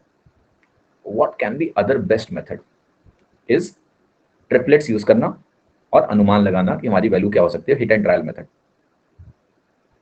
राइट। देखो AC और AD क्या है, ये कह रहा है हाइपोटेनस में अगर आप परपेंडिकुलर घटाएं तो 8 के बराबर आएगा, एंड देन एक कंडीशन और भी है। आप जरा सोचो कि कौन सा ट्रिपलेट ऐसा तुम जानते हो जिसमें हाइपोटेनस और परपेंडिकुलर में 8 का अंतर हो। आपको एक है 3 4 5, उसमें तो बिल्कुल नहीं है।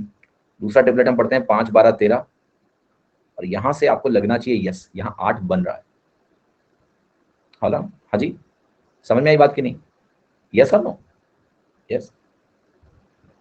तो अब मैं कहूंगा अगर मैं इसको 13 और इसको मैं 5 मान लूं तो ये 12 बन जाएगा।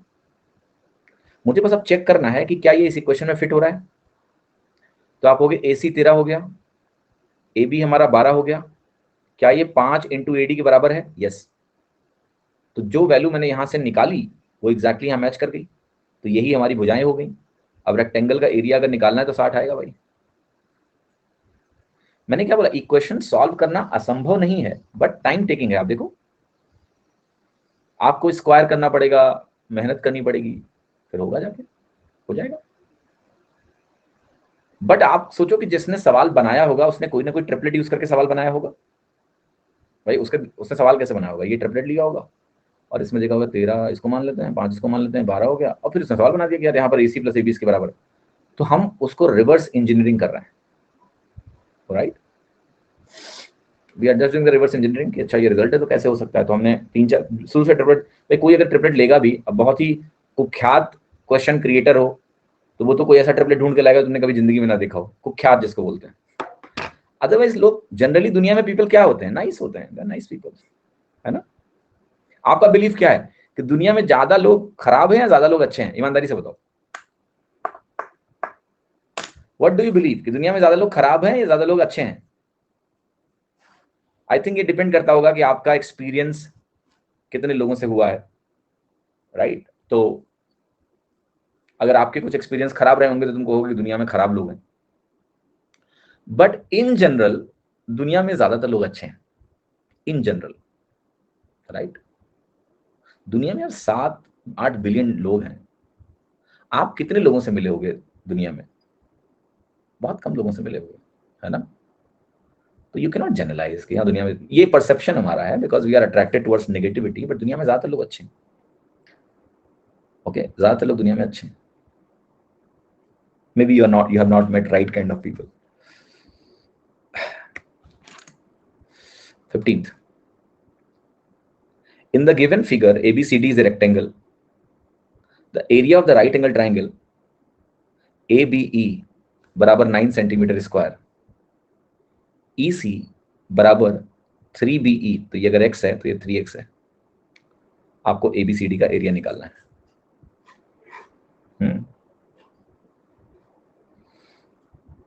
बहुत सिंपल है। देखो, ABCD का अगर आपको एरिया निकालना है, ये 9 सेंटीमीटर स्क्वायर दिया है, तो आप ये कहोगे कि भाई इसको अगर मैं A मान लूं, ध्यान से देखना, तो इसका एरिया क्या होगा, half into AX is equal to 9 है। और जो रेक्टेंगल का एरिया होगा वो होगा A इंटू 4x। ये तुम्हें निकालना है, तुम्हें 4AX निकालना है। AX की वैल्यू 18 है, तो 4 इंटू 18 कितना हो गया, 72। C option. इस सवाल को करने का एक और तरीका है, मैं दिखाता हूं आपको। आप ऐसा करिए कि एक वर्टिकल लाइन खींच लीजिए इस तरह से, राइट। अब ध्यान से देखिएगा, मैं जो दिखाने जा रहा हूं आपको, इसका एरिया अगर 9 है तो इसका एरिया भी 9 होगा, क्योंकि दोनों कॉन्ग्रुएंट ट्रायंगल्स होंगे। रेक्टेंगल बनेगा, रेक्टेंगल में डायगोनल 2 इक्वल एरिया बनाता है। अब यहाँ x बेस है और a एक तरह से x चौड़ाई है और a लंबाई है। यहाँ क्या हो गया, बस एक लेंथ कंपोनेंट को 3 गुना कर दिया आपने, दूसरे को सेम रखा, तो इसका एरिया 3 गुना होगा। तो 9 9 18 है, तो 18 3 54 हो गया, 54 और 18 72 हो गया। तो ये भी एक तरीका है सोचने का। हाँ जी, ये भी एक तरीका है सोचने का। 54।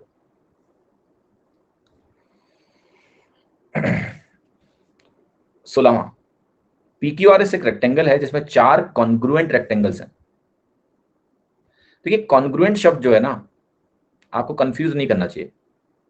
कॉन्ग्रुएंट का मतलब ऑल साइड्स इक्वल लेके चलना है आपको। और कॉन्ग्रुएंट हमेशा 2 फिगर्स होंगे। मैं लिख रहा हूं 2 geometric figures are congruent if corresponding sides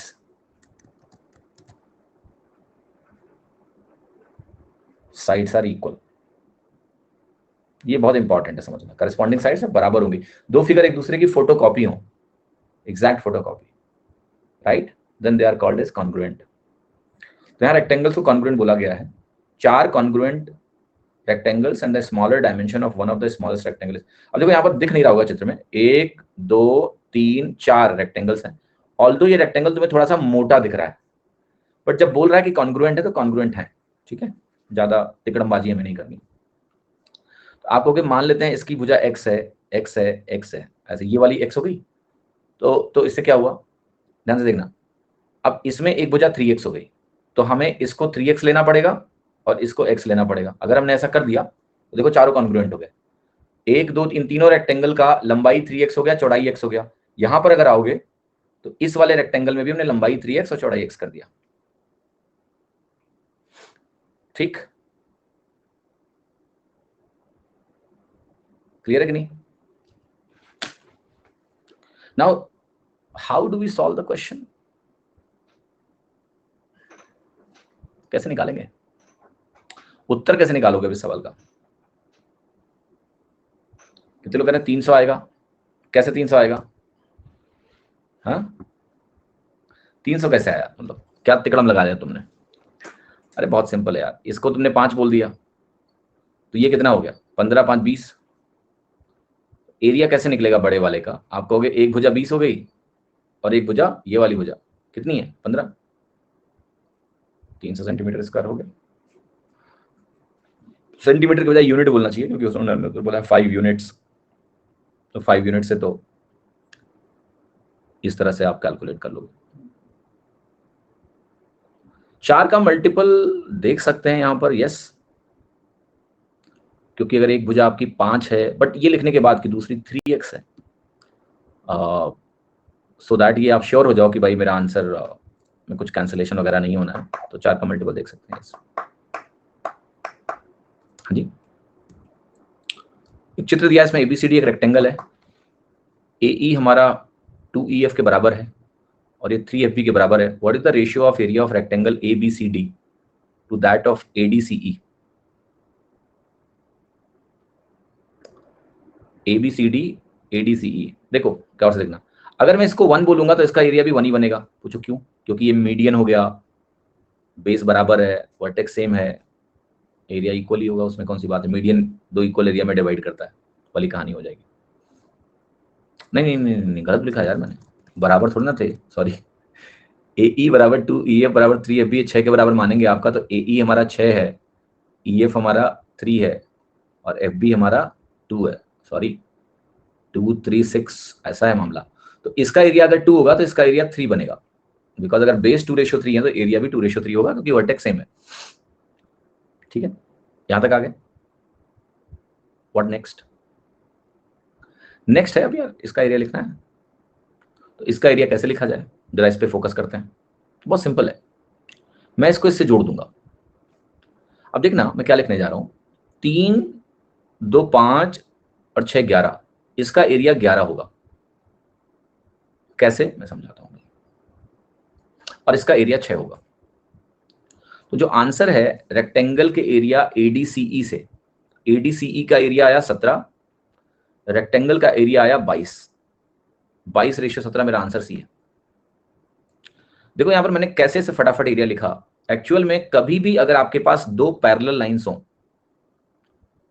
और उन पैरेलल लाइंस के बीच में आप ट्राइंगल्स बनाते हो, जैसे आपने एक पैरेलल लाइन पर बेस ले लिया और दूसरे पैरेलल लाइन पे आपने वर्टेक्स ले लिया, इस तरीके से यहां पर आपने एक बेस ले लिया, इस पे आपने वर्टेक्स ले लिया।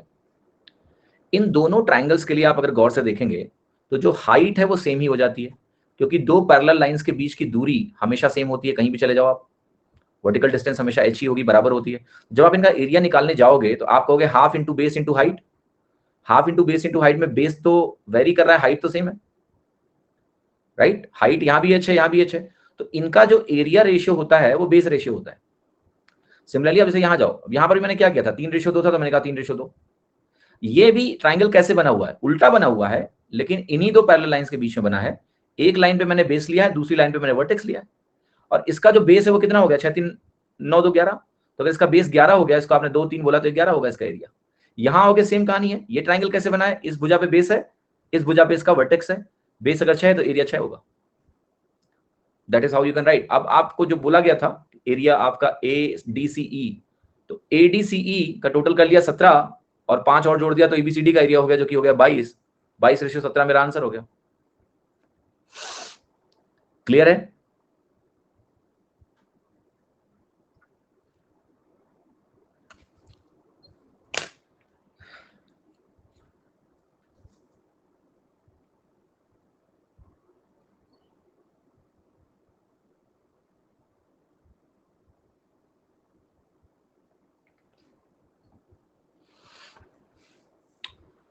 अठारहवां सवाल, PQRS एक रेक्टेंगल है, ठीक है, जिसका डायमेंशन 8 यूनिट्स और 6 यूनिट्स का है।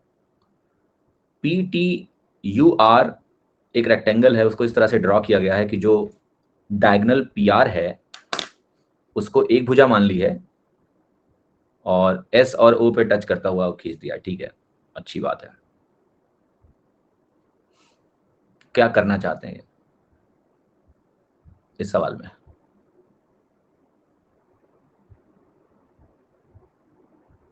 What is the ratio of area of rectangle PQRS to PTUR? सवाल आसान है, मुश्किल नहीं है।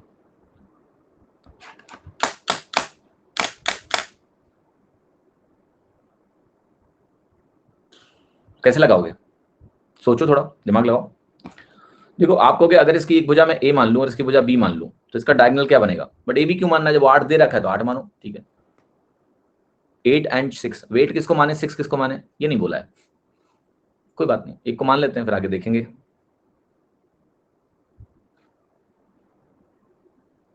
क्लियर है? यस और नो? तो भाई देखो एक भुजा तो नेचुरली आपकी ये है इस रेक्टेंगल की, जिसको हम बोल सकते हैं कि 10 है। Yes, that is equal to 10, that is equal to 10। What about the other side?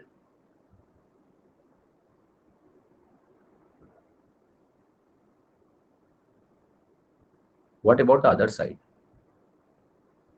Do you know what, this diagram is not made in the right way, scaled way में बनाया नहीं गया, तो might भी आप थोड़ा सेंस कम लगा पा रहे हो।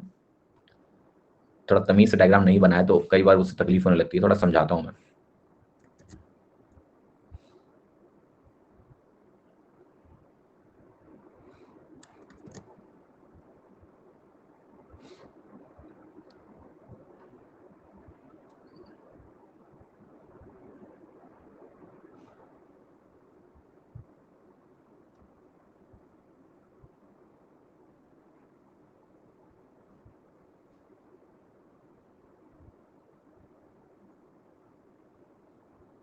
ये है तमीज का डायग्राम, राइट। कि ये रेक्टेंगल है इस तरीके का, और हमने एक और रेक्टेंगल बनाया कुछ इस तरह के घुमा के इसको, लेकिन अभी ये सही से नहीं घुमा है, ठीक है, क्योंकि इसमें क्या करना है हमको इसेंशियली, अगर आप ध्यान से देखें, इसका जो डायगोनल है ना, ये आर तक जाना चाहिए, तो मैं थोड़ा बड़ा सा लेना पड़ेगा, फिर थोड़ा इसको और घुमाना पड़ेगा इस तरीके से कि ये बिल्कुल सही से उस तरह से एडजस्ट हो जाए ऐसे। तो थोड़ा सा एडजस्टमेंट करना है, कर लेते हैं, कोई बहुत बड़ा काम नहीं है ना। अब समझ में आ रहा है कुछ ऐसा हो रहा है यहाँ पर खेल, है ना। तो ये डायग्राम है एसेंशियली अगर कहें तो ये आपका एक रेक्टेंगल है इस तरीके का, और ये पॉइंट आपका एस है, यहाँ पर एस बना दो। अब ये क्या कह रहा है, जरा इसको ध्यान से देखिएगा। कह रहा है कि touching the first triangle at S and O is the intersection point of diagonals of P Q R S. तो यहां पर आपको ये समझना है कि जो ओ है ना, वो ये पॉइंट है, वो यहां पर। Clear, make sense? हाँ जी। तो अब एक चीज तो मुझे बहुत क्लियर है यार कि ये वैल्यू तो 10 है, क्योंकि अगर मैं इसको 8 बोलूंगा और इसको मैं 6 बोलूंगा तो ये वैल्यू तो नेचुरली 10 आ रही है, लेकिन इससे मेरा आंसर नहीं आया है। मेरा आंसर तब निकलेगा जो मैं ये भुजा भी निकालूं। सवाल अब ये है कि ये भुजा कैसे निकल पाएगी, दैट इज द क्वेश्चन। ये भुजा, जो ये वाली भुजा है, ये कैसे कैलकुलेट करूं मैं? किसी को दिख रही है इस भुजा की वैल्यू तो बता दो यार कितनी है, अगर आपको दिख रही है तो। हमको तो नहीं दिख रही है। कितने लोग कह रहे 3 है? कैसे 3 है, मतलब क्या किया तुमने ऐसा कि 3 मिल गया तुमको? 3 कैसे पाया तुमने? है, देखो इसका तरीका क्या है, ऐसे निकलेगा। ये वैल्यू इतनी 8 है, ये पूरी वैल्यू 10 है। एस आर यू ट्राइंगुलर, कहां से S R you triangular use करोगे, क्या करोगे? मैंने बना दिया एस आर यू, अब बताओ। यहाँ पी लिख दिया, क्यू आर एस सब लिख दिया, यहाँ टी लिख दिया, क्योंकि जब तक आप पीटी नहीं निकाल पाएंगे आंसर नहीं आएगा। पीटी कैसे निकलेगा? पीटी कैसे निकलेगा? टीयू पूरी जो कंप्लीट लेंथ है, टीयू जो पूरी कंप्लीट लेंथ है आपकी ना, वो एक्स के बराबर है। थोड़ा सा ही सोचना है, बहुत ज्यादा नहीं सोचना है, निकल जाएगा। ओ से टीयू पे परपेंडिकुलर डाल दें, उससे क्या होगा? परपेंडिकुलर डाल देंगे, उससे कुछ नहीं होगा, ठीक है। तो जरा सोचो, मैं सोचवाता हूं तुमको, ध्यान से देखिएगा। अगर मैं इस एंगल को थीटा बोल दूं फॉर एग्जांपल, तुम ये कहोगे 90 माइनस थीटा है, ये अंदर वाला एंगल थीटा हो जाएगा, यस और नो? यस और नो? यहां पर ये वैल्यू तुम्हें कितनी दी है? 6 दी हुई है, यस।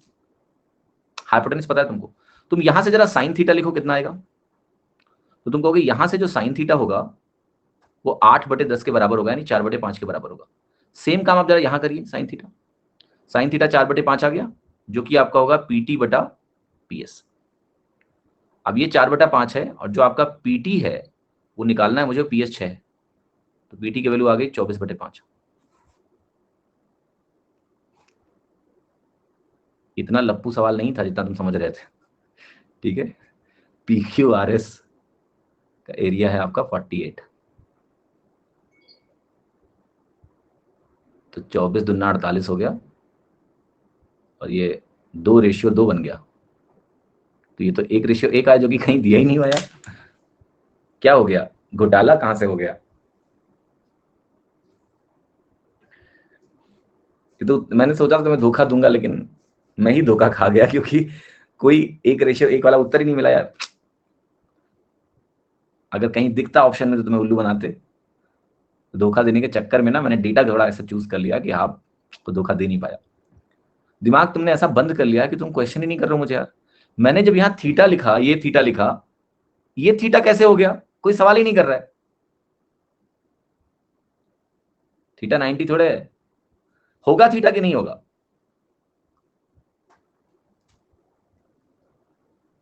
क्या मैंने ये गलत लिखा है? हाँ, सही है। ऐसा है, देखो, जब मैंने इसको थीटा बोला, अगर ये रेक्टेंगल है तो क्या 90 है? ये 90 है। और अगर ये 90 है तो क्या ये 90 माइनस थीटा है? और अगर ये रेक्टेंगल है तो क्या ये थीटा है? यस। दूसरा तरीका देखो, इतना जल्दी भी इसको सोच सकते हो, इतना कंफ्यूज मत हो, घबराओ मत। ये साइड और ये साइड रेक्टेंगल में पैरेलल होते हैं कि नहीं होते हैं? यस। पैरेलल है तो ये ट्रांसवर्सल हुआ, तो ये थीटा है तो ये भी थीटा हुआ, तो यहां कुछ गलत नहीं लिखा है मैंने। उत्तर मैच क्यों नहीं किया है, ये काफी इंटरेस्टिंग फिनोमेना है। जरा पहले इस मेथड को देख लो, ताकि पहले तुम श्योर हो जाओ कि जो हमने किया है वो सही है, फिर हम बात करते हैं आंसर मैच क्यों नहीं किया। आपकी ये वैल्यू 8 है और ये वैल्यू 6 है, क्या ये क्लियर है? Yes, fine. तो हमें ये भी पता है कि ये लेंथ पूरी की पूरी 10 के बराबर है, इसमें भी कोई डाउट नहीं है। मैंने फिर आपसे ये बोला कि भाई जो साइन थीटा है, क्योंकि ये 10 है और इसी को आपने एक साइड माना, तो एक साइड तो आपका 10 ही है। जब मैंने कहा साइन थीटा हम लिखेंगे यहां पर, तो साइन थीटा की वैल्यू आएगी 8/10। और अगर साइन थीटा 8/10 आएगा, तो इसमें तो कोई डाउट नहीं है कि आपकी जो वैल्यू कैलकुलेट होकर आएगी 4/5 है साइन थीटा। और साइन थीटा अगर 4/5 है तो ये PT/PS ही होगा, जहां PS आपने 6 मान रखा है, यहाँ 6 रख दिया मैंने। PT/PS से 4/5 है, PT/6 हो गया। तो PT की वैल्यू निकल के कितनी आ गई? 24/5 आ गई। यहाँ भी सब कुछ सही है, अभी तक कोई गड़बड़ी नहीं है। तो PT/PS अगर 24/5, मतलब PT की वैल्यू 24/5 है, तो मैंने यहाँ क्या लिखा है देखिए, कि इस रेक्टेंगल का एरिया 8×48 है, जिसको हम PQRS बोल रहे हैं। और जो ये हमारा वैल्यू है, ये 10 × 24/5 है कि नहीं है? यस। ये हमारा 10 × 24/5 है। तो अगर ये 10 × 24/5 है, तो आपकी वैल्यू कितनी आ गई? अगर आप काटोगे तो 24 दूना 48 बनेगा। ये 2:2, यानी इक्वल एरिया आ गया, सेम एरिया आ गया। इन दोनों के एरिया बराबर होंगे, सेम एरिया, कोई चेंज नहीं है इसमें। And do you think it is a wrong answer? कितने लोगों को लग रहा है ये आंसर गलत है? यही आंसर इसका सही है। अब मैं बता रहा हूं लोग मिस्टेक कहां करते हैं, एग्जाम में धोखा कैसे होता है। एग्जाम में एक नॉन स्केल्ड डायग्राम ऐसा बना दिया जाता है, ठीक है? अब ध्यान से देखना इस एग्जाम में कैसे धोखा तुम्हारे साथ किया जाता है। एक नॉन स्केल डायग्राम बनाया जाएगा, तो कई लोग क्या करते हैं, बेसिकली इस SO को, जो कि 5 है, वो PT मान लेते हैं, और सवाल गलत हो जाता है। आप जरा देखो करके, SO को अगर आप PT मान लो तो आप क्या बोलोगे? आप बोलोगे एक एरिया 48 है और दूसरा एरिया तुम्हारा 10 × 5 है, और यहाँ ये 24:25 आपकी वैल्यू आ जाएगी। उस हिसाब से आंसर भी आ जाएगा, लेकिन वो सरासर गलत है। तो हमने जानबूझ के आपको ऐसे आंसर दिए हैं यहाँ पर इस सवाल में, कि तुम गलती करो, वेट कर रहे हैं तुम। ठीक है,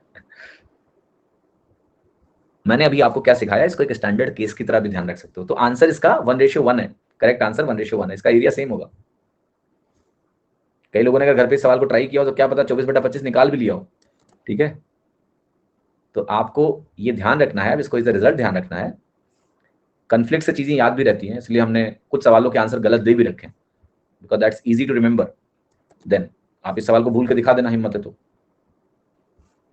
बट ऑप्शन में ना दिया हो 1:1, देन व्हाट? आप बताइए समर्जित, आप क्या करोगे अगर एग्जाम में भी ऑप्शन में नहीं दिया होगा? क्या आप वहीं पर धरना देने लगोगे? मैं पूछ रहा हूं आपसे, आप बताओ क्या करोगे आप?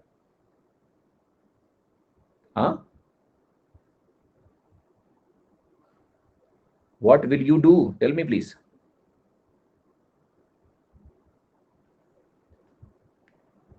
चुपचाप अगले सवाल पे चले जाओगे, यही करोगे ना? बस तो बस मस्त रहो। ये कोई कौन सा सवाल है कि अब चारों ऑप्शन अगर गलत आ गए तो तुम क्या कर सकते हो? कुछ नहीं, आगे बढ़ो, अगला सवाल करो।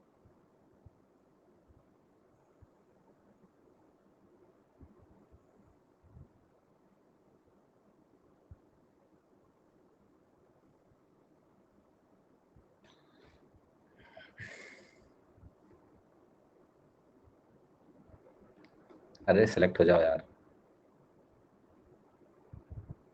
भाई, ये तो नाटक कर रहा है यार, रेक्टेंगल नाटक कर रहा है।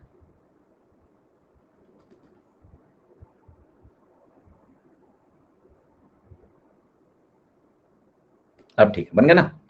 सो देखना ध्यान से, ये रेक्टेंगल है, मैं कह देता हूं इसको लेट से PQRS। PQRS क्या नाम था इसमें? जैसे UT, PSUT भी एक रेक्टेंगल है। कंडीशन ये कि यहां से पास हो रहा है और इसका जो डायगोनल है वो एक साइड है, तो आप ये कहोगे कि PQRS रेक्टेंगल है। और जो आपका पीटी यूएस है ये भी रेक्टेंगल है, इनके एरियाज बराबर होंगे, एरिया विल बी इक्वल। ठीक है, समझ में आया कि नहीं? Yes, that's the question. तो इसको आप ध्यान रखिएगा as a theory. So I hope you understood it, right? So exactly what I am trying to say कि सम ऑफ द क्वेश्चंस में आंसर्स गलत डिलिबरेटली छोड़े गए हैं जस्ट टू इंश्योर कि वो दिमाग में वो कंफ्लिक्ट आए और आपको याद रहे। बुरी मेमोरीज याद रहती है ना, तो किसी सवाल के अगर चारों उत्तर सही ना हो, ये एक बुरी मेमोरी है, और बुरी मेमोरीज याद रहती हैं, तो मुझे ट्रिक करना पड़ता है आपको। I am sorry for that. तो सो दैट कुछ चीजें हैं तो दिमाग में बैठ जाएं आपके, है ना? तो ये तरीका है हमारा, एक तरह समझ लो। इस सवाल करो 19 नंबर जरा। एक पैरेललोग्राम में PQRS एक पैरेललोग्राम है, P angle 4 times angle Q का, तो ये 4 थीटा है, ये थीटा है। R का मेजर बताना है, तो R भी 4 थीटा के बराबर होगा, आपको पता है, हमने सामने के कोण बराबर होते हैं। इन दोनों का सम 180 भी होता है, तो 5 थीटा 180 बन जाएगा, थीटा 36 बन जाएगा, 4 थीटा 144 बन जाएगा। चलो यही आपका आखिरी सवाल होगा आज का, डन। अब मैं जरा, कोई PDF लिंक मांग रहा है, लिंक यार कल डाले थे हम, एक बार प्लीज सेव कर लेना, क्योंकि बार बार वो लिंक खोजने में क्यों टाइम जाए। 1 मिनट वेट करो।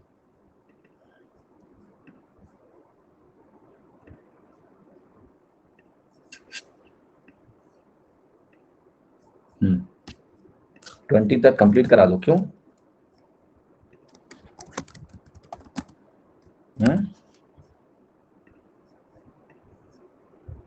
क्योंकि 20 10 का मल्टीपल है।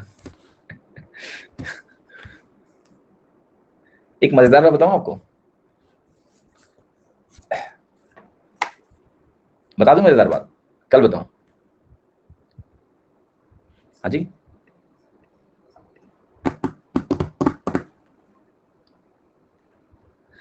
10 20 30 40 50 यूजली लोगों के दिमाग में ये है कि किसी भी क्लास में जो क्वेश्चंस होने चाहिए ना, they should be either multiple of 5 और 10, अदरवाइज दे फील इनकम्प्लीट।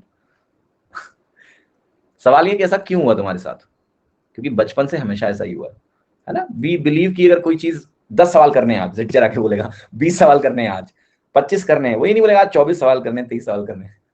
तो वो हमारे दिमाग में ना बैठ जाता है साइकोलॉजिकली। अभी जब 19 सवाल के बाद जाओगे ना, तुम्हें बहुत अच्छा महसूस नहीं होगा, लगा 19 सवाल, 20 तो करना चाहिए ना सबको। I want you to get comfortable with uncomfortable, therefore मैं बीच में कहीं भी रोक देता हूँ। 33 34 17 57। हाँ जी, नहीं सबके साथ ऐसा नहीं होगा, बट स्टिल ऐसा होता है। और मेरे साथ भी ऐसा नहीं, कई बार क्या होता है ना कि मतलब उसे 19 में मैंने रोक दिया, मुझे कल याद रहेगा कि 20 से शुरू करना। मेरे लिए भी थोड़ा ना ऑड जगह रुक गया। तुमको भी याद रहेगा कि 19 सवाल हुए, सोचना नहीं पड़ेगा। आपके क्लास का टाइम भी 6:01 है, 6 नहीं है। नहीं, उसमें मेरा कोई इनपुट नहीं है एक्चुअली। जो क्लास शेड्यूल करते हैं ना, तो टाइम जो होता है ना, वो स्क्रॉल करने पे आता है। तो वो स्क्रॉल करते करते 6:01 पर रुक जाते हैं, कभी 6 बजे, पता नहीं क्या लॉजिक है उसका। अब 1 मिनट के लिए मैं भी क्या बोलूँ कि 6:01 क्यों है, 6 क्यों नहीं है? ठीक है, वो जो शेड्यूल करते हैं ना क्लास को, तो पुट 6:1 तो 6:1 आता है। चलो भाई, कल शाम को मिलते हैं 6 बजे, सवाल करेंगे मेंसुरेशन कब से स्टार्ट होगा। इसके खत्म होने के बाद यार मेंसुरेशन होगा। मेंसुरेशन जब खत्म होगा तब नंबर बाकी टॉपिक का आएगा। तो अभी मेंसुरेशन में तो समय ज्यादा नहीं है, बट बाकी टॉपिक में तो अभी समय मेंसुरेशन होने के बाद ही होगा। मेंसुरेशन में भी 2D 3D दो मेंसुरेशन है। ऑल दो मेंसुरेशन ज्योमेट्री जितना टाइम नहीं लेगा, एक छोटा टॉपिक है, बट टाइम तो उसमें भी जाएगा यार। ठीक है, तो अभी क्योंकि मैं बीच में छुट्टी पे भी रहूंगा 1 वीक, सो परमुटेशन वगैरह का नंबर इस महीने तो नहीं आएगा। 1 वीक के लिए मैं अवेलेबल नहीं हूँ नेक्स्ट वीक। तो नेक्स्ट वीक की जो 5 क्लासेस होती हैं वो नहीं होंगी। यू हैव रिविजन टाइम, ठीक है। बट उसके पहले कोशिश करते हैं कि ज्योमेट्री खत्म कर लेते हैं, ठीक है। तो पूरी कोशिश है मेरी कि ज्योमेट्री फिनिश कर लेते हैं, सो दैट आप ज्योमेट्री का रिवीजन करें, बाकी रिवीजन करें, और फिर 1 वीक के बाद जब आएंगे तो आपका मेंसुरेशन स्टार्ट करेंगे, ठीक है। चलिए कल मिलते हैं, बाय। 6 बजे आइए।